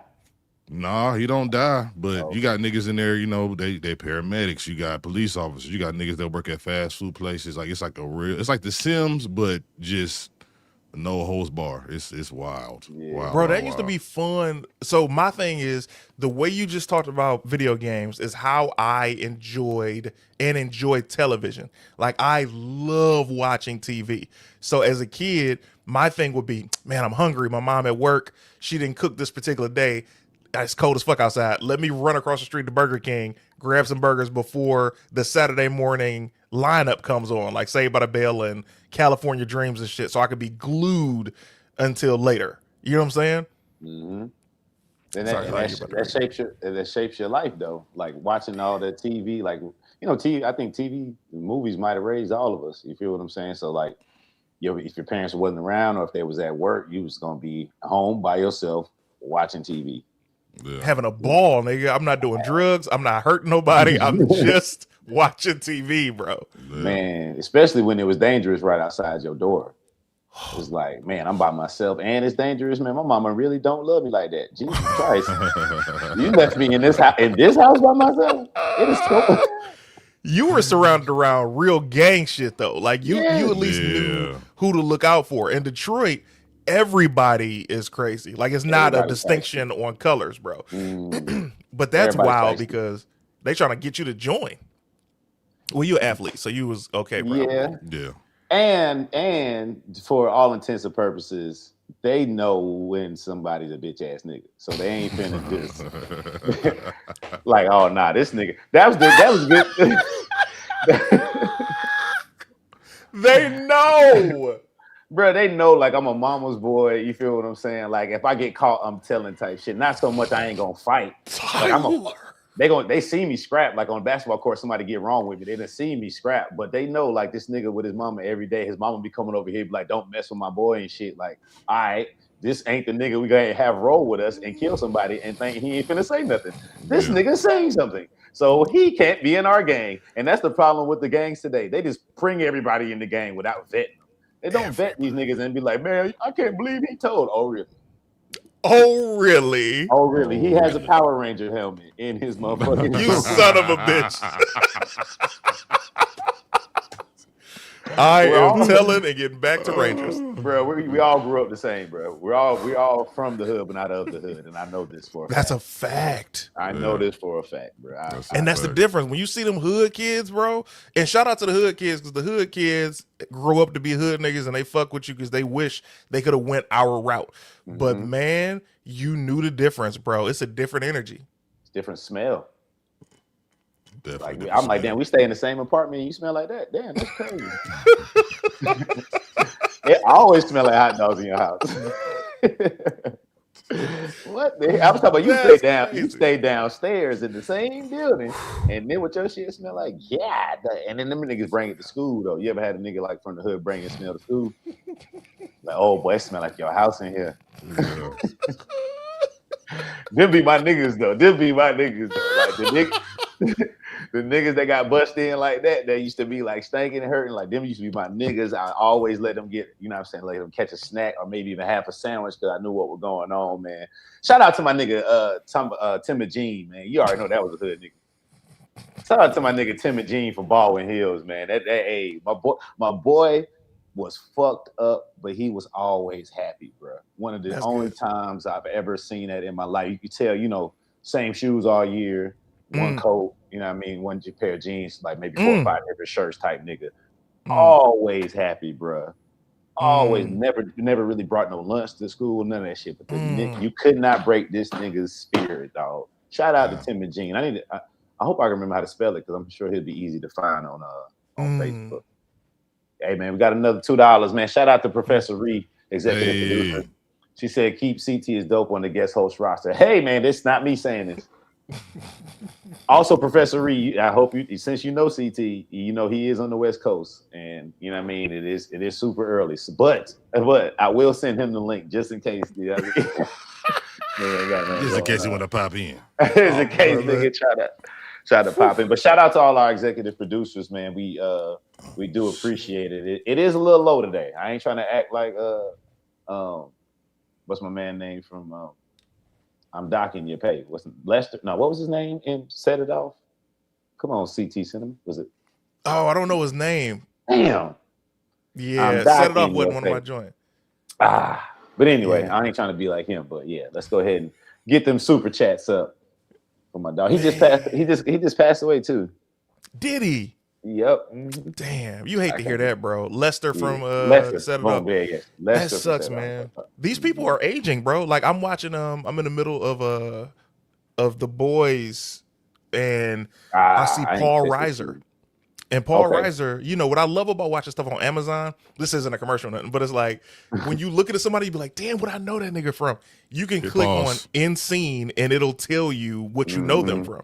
So I'm watching Paul Reiser and I see he's set, and it also tells you their age, and he's 70 years old. And I was like, damn, these niggas do be aging. Hey, what's up, brother? Come on, people. That boy been fathering. Yeah, Boy, see it on him, man. You're like parallel universe me looking at him. I'm looking at him like that's a different universe of me, bro. The middle school, man. It's just school, man. You can look at them kids and tell exactly who they're gonna be. Like I went to school with these same people. You know what I'm saying? I was like, nigga, you gonna do HVAC. I know. I went to school with you, nigga. You about to be a motherfucking truck driver. I went to school with your ass. I know exactly what you finna be. Just off that walk. I know who all y'all niggas. You never shocked either, bro. I'll give you that. You never shocked at what niggas become, no matter what. Middle school is about that time when you can figure them out. You're like, oh, this nigga right here is gonna really try to play in the NBA and not gonna make it, and then crash out. I know it. Bruh. Yeah, some of them already walk like they hurt. You know what I'm saying? Like they already walk like they tore their ACL. It's like, nigga, you are 13. You do not have an ACL. What are you doing? But that's dope, man. Honors program, right? You said for your daughter? Yeah, man. She got, little honor rolls, all the little shit they be getting. Congrats. Big congrats. No perfect attendance though, because my kids do be missing school. Now, here's the thing. As a parent, tell me that. Like, if we take sickness out. Do you just be like letting them stay in the crib? They're like, "Oh, Dad, not today," and you be like, "All right." Like, how does that happen? Stay in the crib, but as a family, because our kids do well in school, we're not gonna not do nothing. We're not gonna skip out on something because it's on a Thursday and we gotta leave town. You know what I'm saying? Like if it's some family shit, you gonna miss a day or two of school so that we can go out of town and go to your cousins, whatever, or go somewhere. That's fine. And also I'm Muslim. You know what I'm saying? So Fridays is our day of worship. So several Fridays out the year, you gonna miss school. You're gonna get picked up early. And if you're doing well, man, them teachers don't be doing shit up there. And that's at this school in particular. My kids is in. Them teachers ain't on shit. Sometimes the kids is better off at home anyway. Them teachers be up there trying to fucking go viral. What if the kid is like, "Dad, I hear you. I'm not doing well enough this year, man. I can't fuck with you this Friday, but another Friday." If you need to, if there's ever a time where the grades start slipping or things start, then of course, you got to be there. You got to get your shit together. Respect. Right. But my kids do very well in school, man. So we allow them to have a little leeway with that. I had to go every day, nigga. Sick. I remember I went to school one day. That's probably why I'm like that. I got perfect attendance probably through sophomore year of high school, until I was like, okay, well now you can just drop me up here, and then I'm gonna go do something else. You can bring me up here, but I'm gonna go. You know what I'm saying? I'm gonna hop in somebody's car and we're gonna leave. But I got perfect attendance probably up every year of school through 10th grade for sure. Imagine having perfect attendance and you still fuck it up in school. Like, nigga, I'm here, but ain't shit. And that's the crazy shit. At the honors program, it is some kids that's just getting perfect attendance. Like they ain't getting no other award. They got perfect attendance. That's it. I was here every day. I don't know what else y'all want from me. Nah, hell nah. So check it out. Kamal, I'm glad you tapped in when you did, because we have some local news I want to get your commentary on. As being, I guess, Tanya Miller. Yeah, man. She is Clinton Democratic nomination for Georgia AG Attorney General. She beat a white man. Shout out to Tanya, man. Yeah. I think I voted for her. I'm pretty sure I voted for her. I'm gonna be honest. I'm pretty sure it's crazy. That ballot, boy, that shit was long as hell, boy. That's what they want you to do. So much time voting, man. That shit was long. Yeah, they make you tired. They say go vote. I need to do a better job of researching before I go vote. I was just in there like, this name sound black. I had me a little cheat sheet that my wife prepared for me. Next time you go in, next time you go in, before you go in, put in Chat GPT or Claude or whatever. I am a however-year-old black male with this type of family, and I live here. What candidates have my best interests in mind? Smart. That's smart. And do that wherever y'all live. Do that wherever you live. But put where you live though. That's the main thing. Put where you live. Also, Kamal. Yo. Another piece of news. Georgia news. Oh, Keisha done won. Okay, Keisha. All right, Keisha. Let's go, Keisha. Shout out, man. But I'm nervous about this one though. See, go ahead, Bank Shot. Nah, I'm just nervous because Stacey Abrams. I thought Stacey Abrams was gonna win when she was running, and they cheated her. Stacey Abrams did win. Yes. Yeah. 100% won. And they cheated the fuck out of Stacey Abrams. I just saw something. I couldn't upload it in time, but one of Elon Musk's girlfriends basically spilled the beans that he cheated and won the election for Trump in the 2020, the first one. Yeah, I believe it. Yeah, because the last one sounded like a rumor. You said what? The last woman that you put on screen sounds like somebody was spreading a rumor about her. Like it seemed like somebody's like, "Hey, Keisha Lance Bottoms." Like it was. that was Atlanta's mayor though. She was the mayor during COVID, but she ended up quitting because niggas was nigging. Really? Yeah. She had to but leave. For the record, man, they tried to say she quit. She did not quit. Well, she did not run again. Yes, but people kept trying to say she quit. For sure. Yeah, she didn't say I'm not the mayor no more. She just said I don't want to be the mayor no more. Y'all find somebody else to do it. Ain't that quitting? She stayed through the end of her term. She just didn't run for re-election. She put her 2 weeks notice in. Ain't coming back. The end of her term, she was at the house making macaroni and cheese and shit. She ain't care, man. So, that mac and cheese is. That might be what keeps people from voting for. You need to get that recipe together. That shit look terrible. Yeah, the first black woman to have bad mac and cheese online. That's really kind of dry, brother. But other than that, though, we got to make sure we stand behind her for the whole, not the primaries, but when we really vote for really vote for governor of Georgia, man. I voted for her. I don't care what y'all got against her. You see what happened when you was like, I just feel like the lesser of two evils and Kamala. Now you see it, that shit don't match up no more. It don't match up. Vote for her. Can I give you a pitch? Go. This is a pitch for Modern Culture Morning Show. You need to have a segment that is. I'm gonna tell you why I'm pitching this after I pitch it. So you need to have a segment on here where you say, "Ask a black woman," and I'm gonna tell you why. Man, when you were just talking to this brother about voting and how he should use Chat GPT and how he's like, yo, my wife told me this, I would not be anywhere if it were not for black women in some point in my life, right? Like I'm talking about every point a black woman has been like, oh, all you need to do is blah, blah, blah. Or they teach you this or they teach you that. And you'd be like, oh my God, thank you. Or they help you through something. Black women, if you're like, all right, we're going to talk about politics or we're going to talk about a relationship thing, like ask a black woman. But it can't be no young dumbass. I don't have no life experience. We got plenty in the chat for sure. Like our executive producers are by and large the black women, and they always show love. And then they keep shit going in the chat. They make sure everybody's in line. So yes, nice. I will. I feel like that's a great segment. Man, ask a black woman, bruh. Yeah. I've never been led wrong.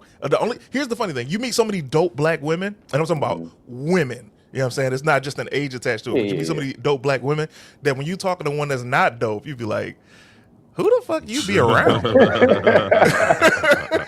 You don't know Who are shit. your friends? God damn. You don't know shit. It's crazy. You don't know shit. When we be on the road, bro, and we be talking to a lot of the people after the shows, I'll be like, how do Yeah. you get around in What? life?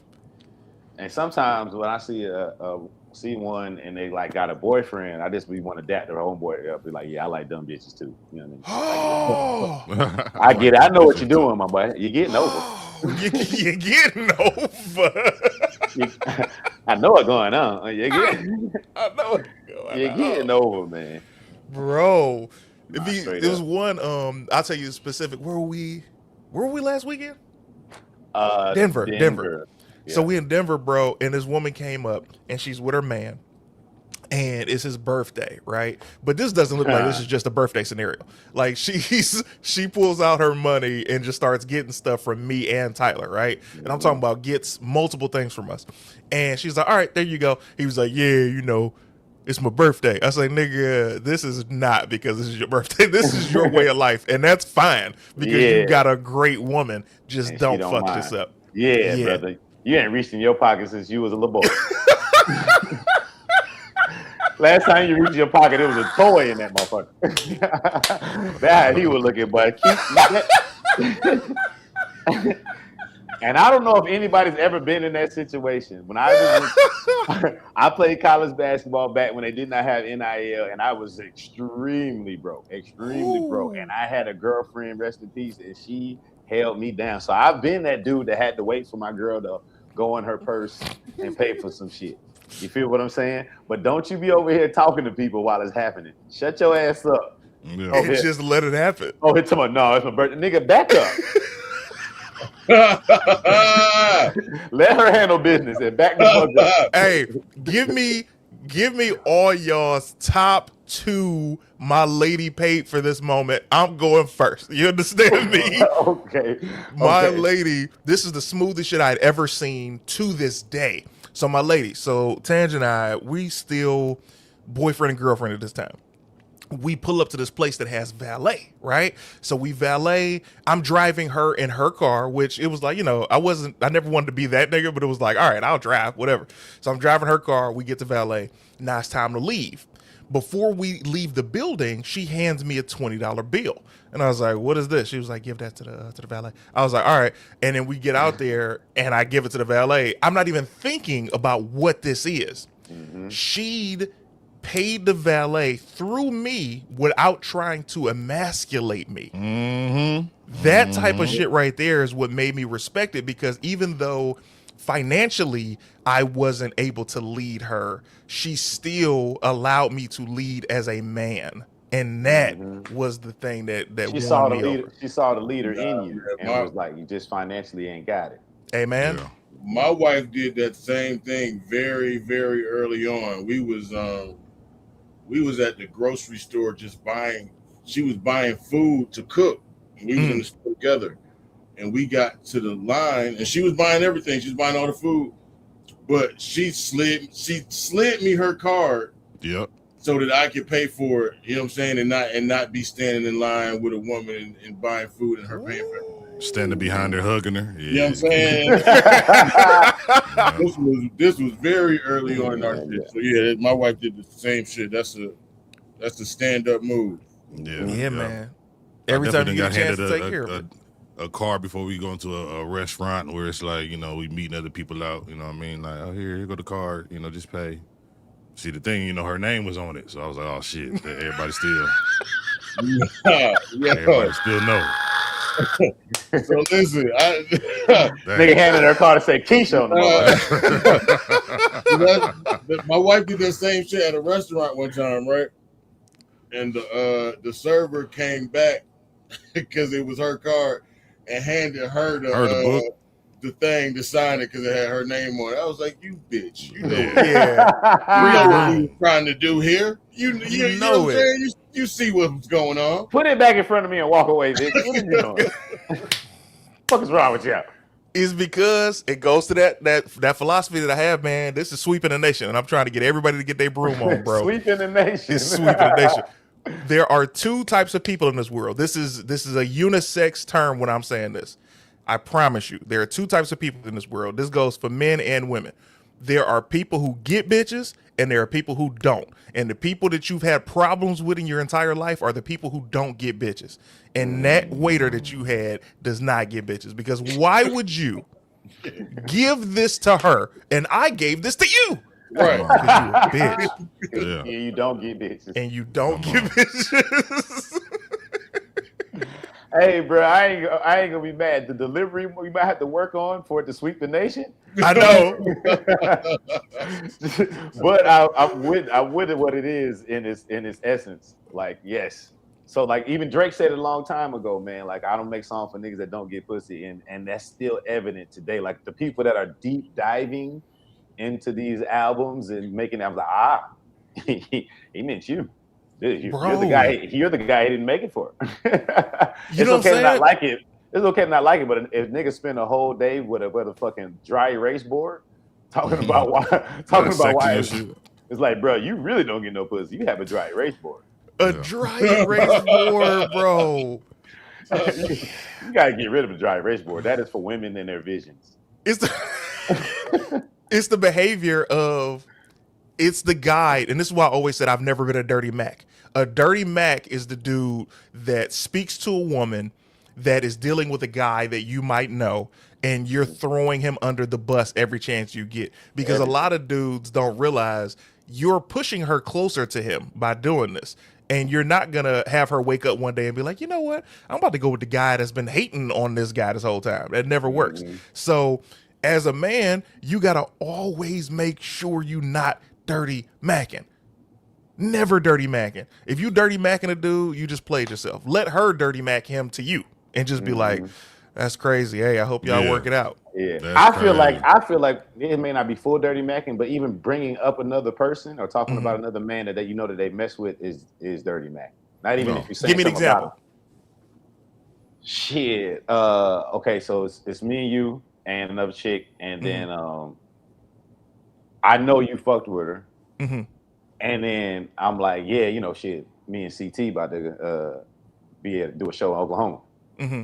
Why would I bring that up when I know you fuck with her? As if to say, like, it's almost like you're fishing. So that's dirty macking to me. It's almost like you're fishing, or even trying to show her that you know that she fucked with him, and then now she gonna be like, damn, he must have told, and now that puts a strain on y'all's situation. Let me give you this. Even mentioning it. Yes, and I'll raise you this, because this is how conversations go. Let's say same scenario, but the girl says to you, hey, yeah, y'all about to be in Kansas. And you're like, yeah. That's it's cool. A difference, but the girl said to me, but I'm out of nowhere. I'm like, yeah, you know, I'm finna go do a show with CT, your boy. Like, that's that's dirty macking. Your boy. I want to say something. I want to say something real quick to Hotwood TV, man. They wanted. I was joking, bro. Keep your dry erase board. That nigga's explaining his life away on the dry erase board. He was like, damn, I gotta throw my goddamn. I got so many notes and ideas on that motherfucker. My nigga said, I got 3 dry erase boards. So I got to No, plan. I'm proud of you, and yes, you have a plan. If you got 3 dry erase boards, you are really working on something. Continue. I 100% would joke. Either that or he got a beautiful mind. Nigga autistic. Nigga autistic in the motherfucker. But I got 3 dry erase boards. Boy. Shout out to Hitman. Hitman 4784, man. Sent in $10, man. Hopefully you can hear Remo's trumpet in our background wherever he's at on set right now. He's entertaining the old white people. So we appreciate him. We appreciate you, man. Appreciate everybody that done tapped in. I said I was going when CT agreed to do this, I said I was gonna do this. But I want you to get into, you know, we got what we at 163 in the total chat, man. So shout out to y'all. We love to do promotion, and CT has a wonderful podcast that I was on a few episodes ago, CT Cinema Reviews. Go ahead and talk to the people about it real quick, brother. Oh, thank you, man. I have it's on my channel. It is CT Cinema Retro Reviews, man, where we review old movies. Like any movie that would have been a year ago and before, we reviewing them. And it's basically I talk to my guests about their favorite movies. So it's like a lot of these aren't even my choices. A lot of the times it's movies that I've never seen or I haven't seen in a long time, and we break it down and we talk about all your favorite parts and just have a good time. And your episode was one of my favorite because it was so. The reason I have guests talk about their favorite movies is because I don't want to push any of my favorites on you. You know what I'm saying? Yeah. It's like, hey, if I have a guest, I want you to not only be excited to do the show, but I want you to be excited about what we're talking about. So when you did Minister Society, bro, it's probably one of my top 3 favorite episodes and top 3 performing clip episodes because it's so funny. And it's unfortunate for you. It's unfortunate for you because you're so creative and you're so funny that you had this bit about the murder saxophone and it's gotten stolen from you at least 80 times. And this is the part that makes me laugh because you're my friend, but this is the part that makes me laugh. The first 5 times I saw it get stolen in people's videos, I sent it to you. I was like, hey, look at this. Let's catch it on. And you were like, all right. And all right. Because mind you, you weren't the only one sending me that shit. I don't think I have that joke. About that on the podcast. I talked about it on the podcast, and I've done it on stage. And this was, a long time ago. That used to kind of be a bit. I stretched it out, pause more on your show, but I don't have it. I don't have it anywhere I don't have it anywhere filmed except for the podcast. Because come on, you just reminded me of that. I forgot that I did talk about that on the podcast. Yeah. But then me layering it out to like the difference in the movies with the Mexican movies or white people movies, that was different. What's y'all's if y'all were to be on CT Cinema Reviews, what movie would you want to do? I can't say mine, man. Booty Talk. Booty Talk 63. He's a weird ass nigga, man. Insane. Who was the lineup for that one? Give me the lineup for 63. I had to look it up. I ain't started watching until 71, so that's crazier. One of my favorite movies, man, is Mrs. Doubtfire. Really? Okay. Nah, that's a classic for sure. Yeah, that is a classic. Doubtfire, man. Good movie. Yeah, I would watch that because I haven't seen it since I was a kid. I would go back because I love Robin Williams, bro. I would go back and watch that because what we do is you'll tell me your favorites, like you'll tell me your list, and I pick one, and then we'll go both rewatch it separately and then talk about it on the show. So that's massive. Yeah, if you got Netflix, it's on there till May 31st. I'm not gonna watch it. I'm glad. So you like it like that? You like it like that? This nigga, you like it. Who got it after that? Bang shot. Where's it going? Who got it after that? It literally, I seen it last night. You got a notification. I seen it on my Netflix last night. Your most viewed movie will be leaving soon. That's what Hey man, one quick shout out to Jay Rib before you give your movie. Come on, bunch. Shout out to Jay Rib, another EP man. He said, "I'm enjoying this lineup. Bell ringers in here." Hey. Shout out to the bell ringers. My dog Martin. You know what I'm saying? That's such a cool ass. And when I say weird, I don't mean weird how a LA nigga call you weird. I mean weird in a good way. Shout out to Martin, man. Yeah, okay. He definitely knows. That man, so Mrs. Doubtfire, damn man, Robin Williams got some hits, bro. Robbie Will. Damn. Yeah. Goddamn, Bono 28. How old are you? The nigga said Cooley High. Shit. Cooley High? I'm not watching. Nigga, that's my father's favorite movie. It's 73. 100%. 100%. That is legit. Blues Clues. I said Blues Clues. Blues Brothers and Cooley High, my father's favorite movie. Every older black man in your family loved Cooley High. I don't give a shit what side of the country you from. Like Cooley High, probably their top 3 movies. He 51. That makes sense. That nigga's 50. Oh, all right, Bono. All right. But here's the thing. Looking at that movie, so Lawrence Hilton Jacobs, the original Joe Jackson from American Dream. Yeah. He's such a staple in the community, man. Him and Glenn Turman, that you don't realize the time don't stop. They're still aging, but they're with us, which is a blessing.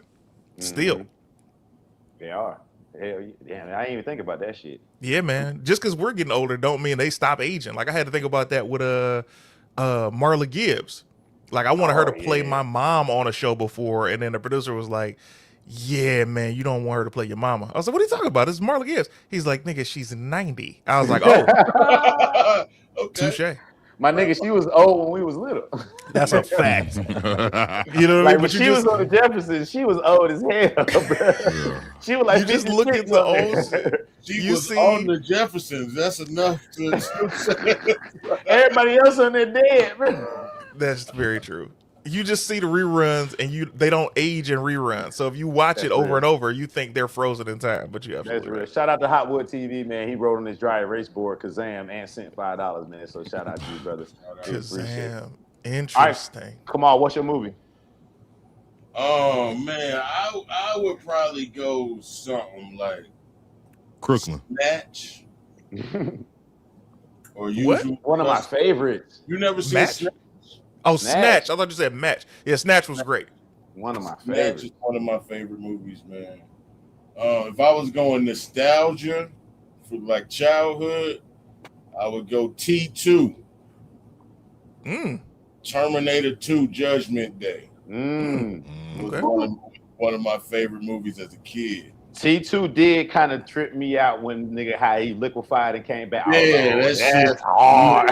It was revolutionary. That bro. was revolutionary. You never, and then the nigga was chasing down every car. I said, "Oh, this nigga hard, bro. This nigga hard." Okay, super dope. All right, well, like I said, once CT said that he would be a part of this, you know, obviously huge movie buff, and I said, you know what? I don't do this often, but I'm gonna have to give the people what they want. Ladies and gentlemen, I present to you. Here we go. Sock Puppet Theater. Put your hands together for Sock Puppet Theater, y'all.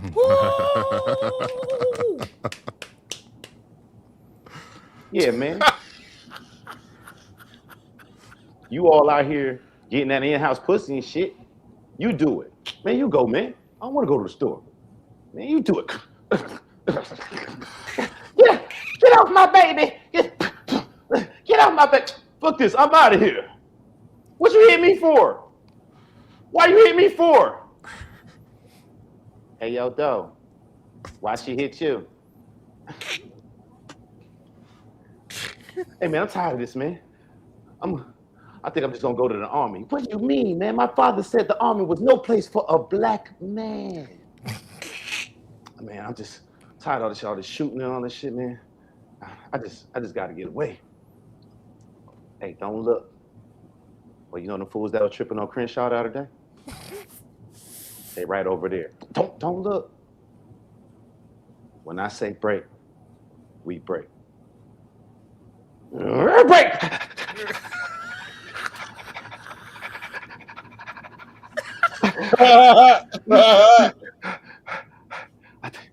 I think we lost her.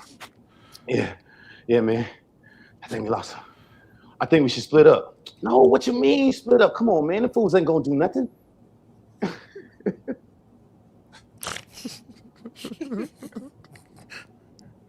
I'll be fine, man. Meet you back at the house. All right, man.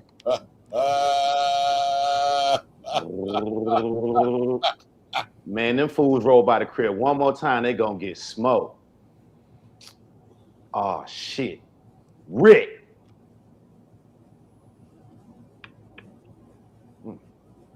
Drink this milk.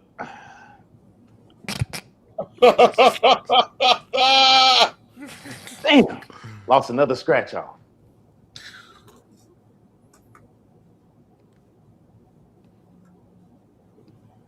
Working!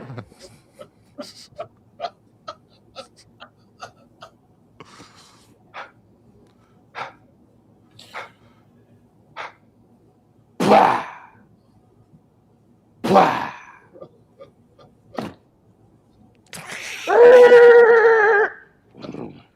Damn. Rick. No, Rick, man.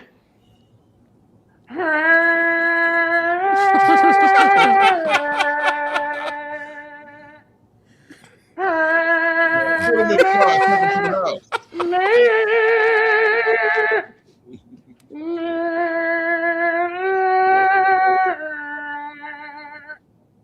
What up, though?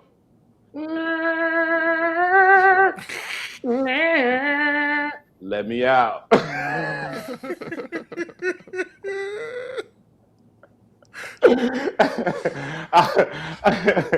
I'll finish the rest of it. Hey, man. Yeah. Bravo. That was good, man. Sock puppet theater, ladies and gentlemen. For anybody that was around during the COVID era, I forgot all about that. I was doing that shit for an hour, bro. I was remixing scenes of movie for an hour, nigga. Let me tell you something. First of all, had no idea. That's the first thing. Okay. Second, this is how I know there's so much that I don't know about you, bro. Because both them socks had eyes and some hair on them heads. You understand me? That means that you do crafts. You, man. Come on, nah, no doubt. All right, so let's go ahead and get to it, man. This Jermaine. Y'all say what's up to Jermaine. You know what up, though? He's for all of my. He was in the actual army, so anything that involves war movies. You know what I'm saying? I always go with him.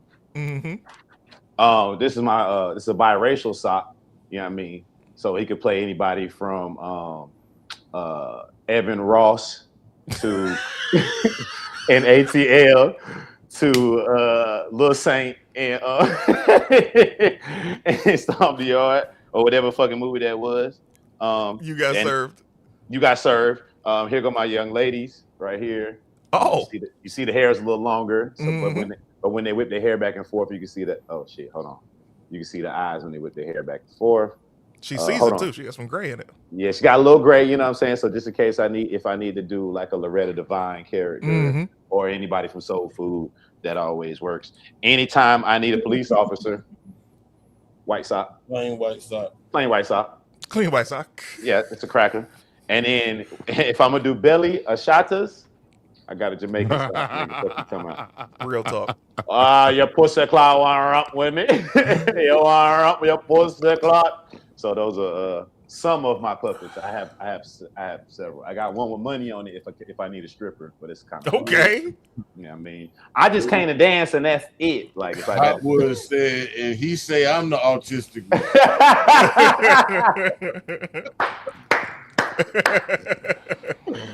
Nigga, I do this for the hood, man. You had the house writing for yourself, man. I'm doing this for the entertainment.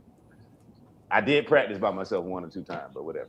Jay Real, shout out to you, man. No notes, legit tears in my eyes, but I appreciate you, man. So y'all make sure y'all tell everybody. Share this, man. If you're having a good time at work, share this. If you ain't subscribed yet, insane. So Tyler, when you have bitches come through, you be like, I'm about to go put us something a little more comfortable. Come out with the sock puppets. Bro, could you imagine if Could you imagine all the girls I be seeing Tyler just like get approached by, and they'd be like, "Oh, what's up?" And he'd be like, "Yeah, let's go to the crib." Get to the crib. And he'd be like, "Hold on, but first."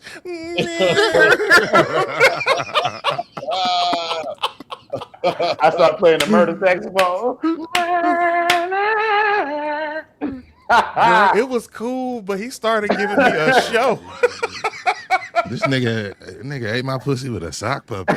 With a sock puppet, God. All right, put in the chat if you think that's sexy, ladies. If you think a nigga breaking out sock puppets will make you wet a little bit, I bet one of y'all. Bro. When a woman like you, it don't matter. When a woman like you, she's with whatever you do, bro. I got Power Ranger helmets in the back of my shit. You understand? When a woman likes you, they like you. Until y'all split. And then that's what she hated. That's what she hated everything about you. You motherfucking Power Ranger like an ass nigga. Like power. The fuck? Yeah. She said, not on the first date. Let's take it slow with the puppets. All right, cool. Let's take it slow with the puppets. Yeah, I think that is a good point. Like if that's the first time you pull up, that's tough. That's tough. You know what I mean? But if you know me, you know me, man. If you know me, you know me. When it comes to women, bro, I've never liked goofy girls. I like funny women. I've always loved funny women. But the minute it start getting goofy, I'm like, oh, I'm super soft, respectfully. Respectfully. Super soft. Hold on, I did jump over one. Shout out to Professor Ree, our EP, man. She said Tyler auditioned for Sesame Street. I've actually sent in several Sesame Street ideas trying to write for that show. Really? Yeah, they had a my first time I did it, they had kind of like a minority writing program where you can you can submit stuff, and this was like shit 2017, 2018, something like that. And then recently they sent me one just to straight up submit for well, I shouldn't say recently, it's probably like 4 or 5 years ago. Sent me one that to like submit to be a writer on Sesame Street. Can I tell you? Well, do you know where Sesame Street is? Hell, Can you tell me how to get there? Yeah, that's the funny thing. That question just tripped me up. I cannot lie, bro. I said, "Is this a quiz?" A lot of people don't know that Jim Henson Studios in LA is literally in the cut. The way to Sesame Street is La Brea and Sunset. Get the fuck out of here. Right there. I know that's such a crazy thing to say, but it's the truth. That's the way you get to Sesame Street. You got to pass some hookers, some crackheads, some damn. That makes sense. Right that there. Sense. That do make sense because that nigga just was crazy. That nigga wrote a whole motherfucking kid show about everything he saw on the way to work. He saw Big Bird. He saw a nigga in the trash can. He saw a nigga that thought he was a goddamn vampire. He seen a bunch of kids running around. Bro, Count used to go crazy. I got it. Funny. Yeah, bro. Count is the pimp. No, let's see how much money you gave me, bitch. Help what? Now, picture La Brea and Sunset. Mm-hmm. You got the gas station right there. You got a strip club across the street. Is that Dunn Paint Store? It's right behind the paint store. So it's a standalone studio. Yeah, it's like the gates are right there. Like you get through them gates and you get in there. Have you ever? Well, I guess they don't have no live studio audience. So, but have you been on the lot? I have not been on the lot. It just blew my mind that it was right there, and I was like, I gotta get in there, bro, because CP is a puppeteer. Yes. And also know a young lady is a puppeteer, but now seeing that this is a passion of yours, there might be in something developing a show for Jim Henson, at least getting him to EP it. Hey, yo, passion is crazy. Yeah. I was like, might be pushing it with the passion. I'm just here to dance, and that's it. I had to find a way. I had to find a way to get money on when the world closed, and I was strictly a comedian, and I was very new to the online world. I hadn't built a community at all, and the community got built really quickly, and I needed to have more shit to do than to talk to them. So I did kind of like a therapy kind of sessions with women. I did obviously comedy. I'd have comedians come on and tell bits, and I did sock puppet theater, and then I also was with battle rap. So if a nigga wanted to get on there and battle rap, I would just battle rap against them, or just have them put shit in the comments, and I would like put the words in the rap and rap for like an hour. I was tripping. Shout out to comedian CP, man. He got Reggie. No, is it Reggie? Reggie Bo. Yeah, Reggie Bo, man. A super hilarious comedian. I know he got a lot of shit in the pipeline. Man, he's so funny. But it's like the puppetry, man. Puppeteering is a lost art. And also the way you attacked it wasn't from puppeteer. You're like, I wanted to write for Sesame Street. So it's something in to be developed, man. You know, I'm all about world building, and when it comes to these worlds, it's so easily done. Like I'm a voice guy, you know what I mean? So it's not so much as trying to do the puppetry or animatronics, because that seems like it would take a lot of hand-eye coordination, which is why I'm not an athlete. the hand-eye, but yeah, it's something in that, man. I tell you what, in these four squares, we have some very distinct character voice over type people in here. Mm-hmm. That's a fact.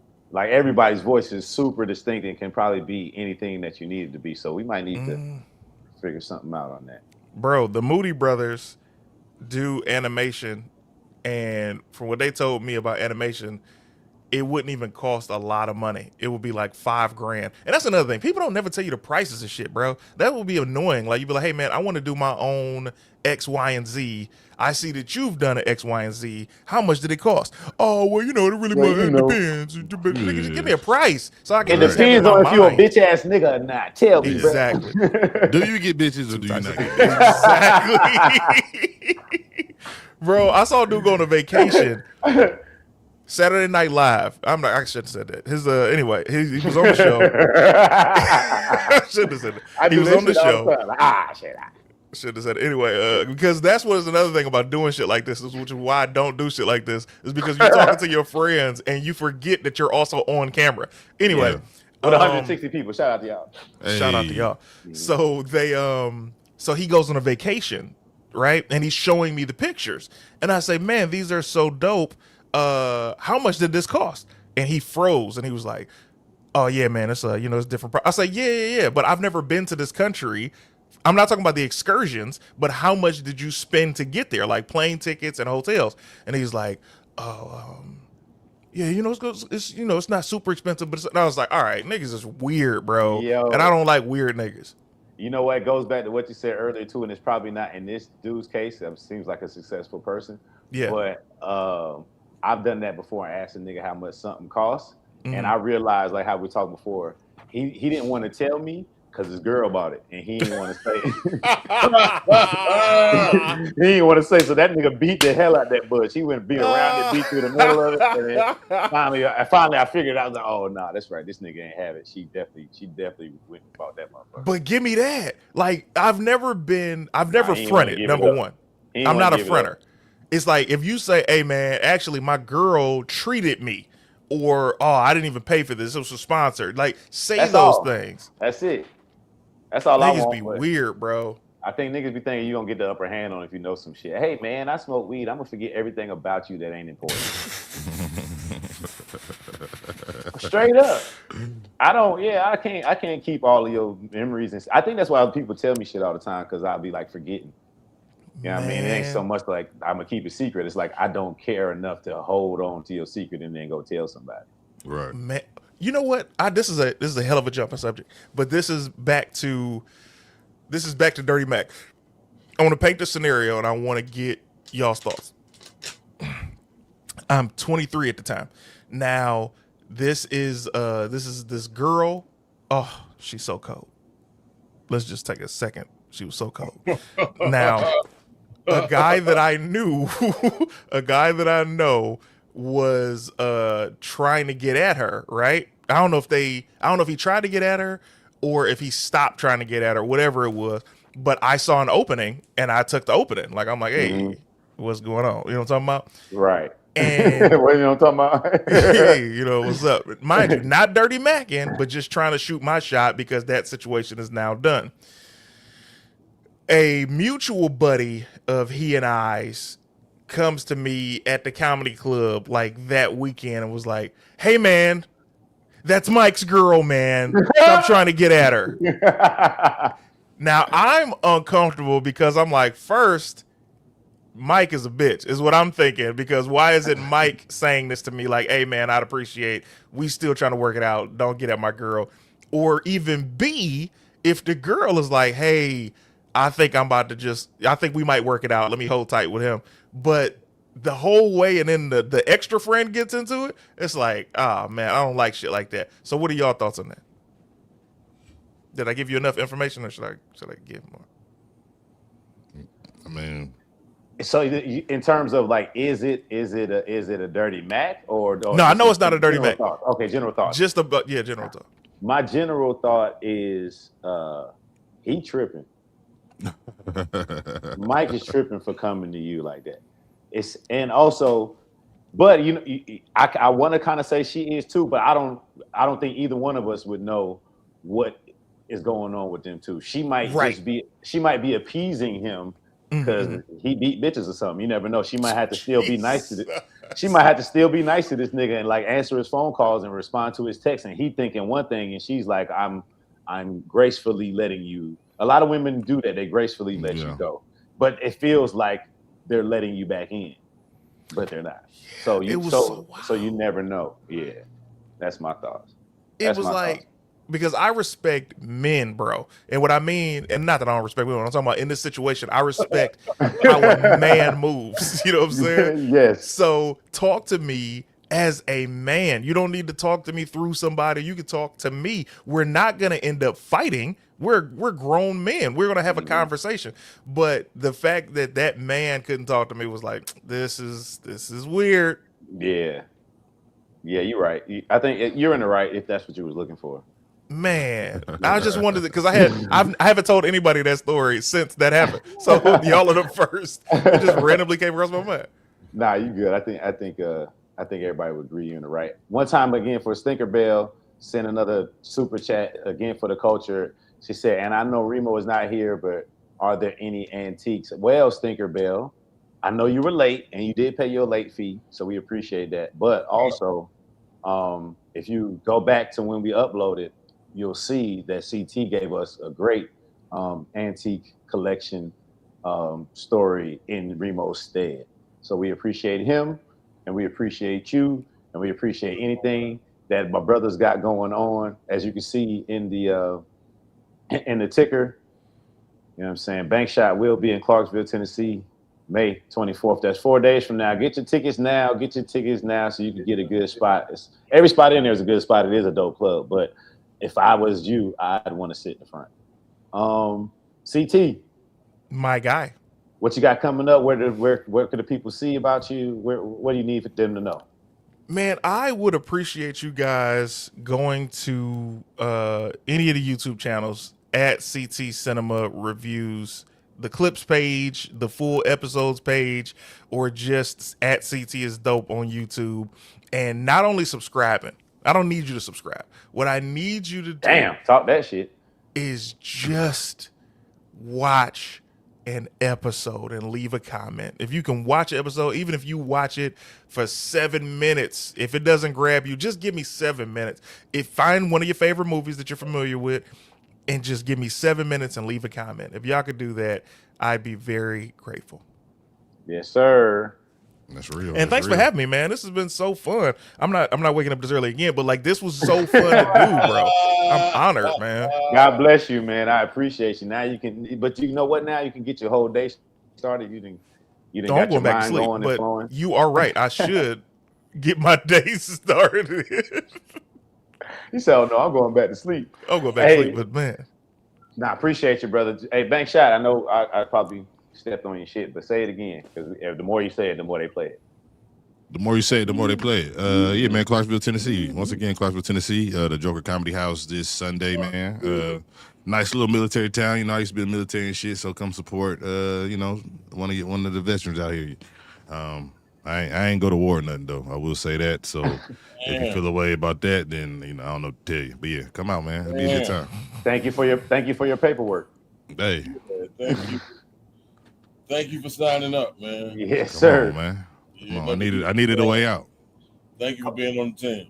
Yes, sir. Come on, what you need the people to know, man? Hey, man, May 31st, Miami. Beach town in America. I will be there.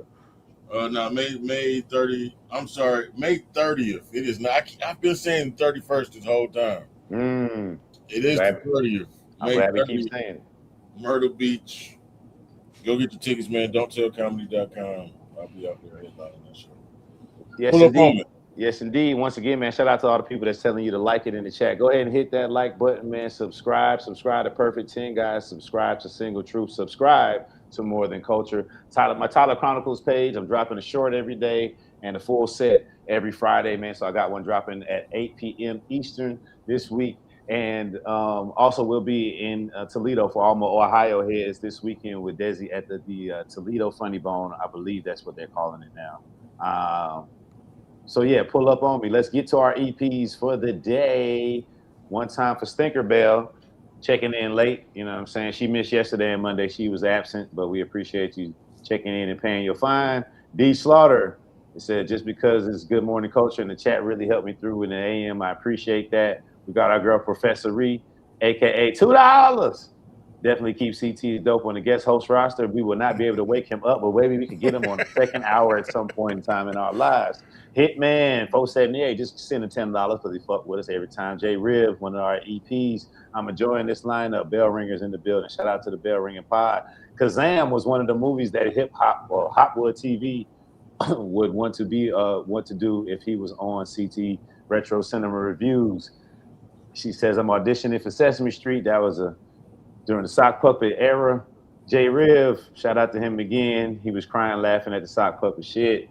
Telling me to link up with CP. Comedian CP was Rs Parks, another EP, and back around the bend to Stinker Bell 937 again for the culture. And I know Remo is not here. Are there any antiques again? Stinker Bell, go ahead, send yourself back to the beginning, and you will see that, man. Shout out to y'all. Thanks again for stepping in, Bank Shot, for the week. Thank you, CT, for waking up early. Thank you for Kamal for running back early from your daughter's event. Shout out to Ronnie and Remo on set doing their thing. And shout out to all the Culture Ricans in the chat, man. Our Chatter Ricans, we appreciate y'all. We'll see y'all in the morning, man. Yeah. Hey, man, you did that one quick to the motherfucker. Come on, man. Hey, man, I talk every morning for 2 hours, man. I better be able to do something. That would be talking. Culture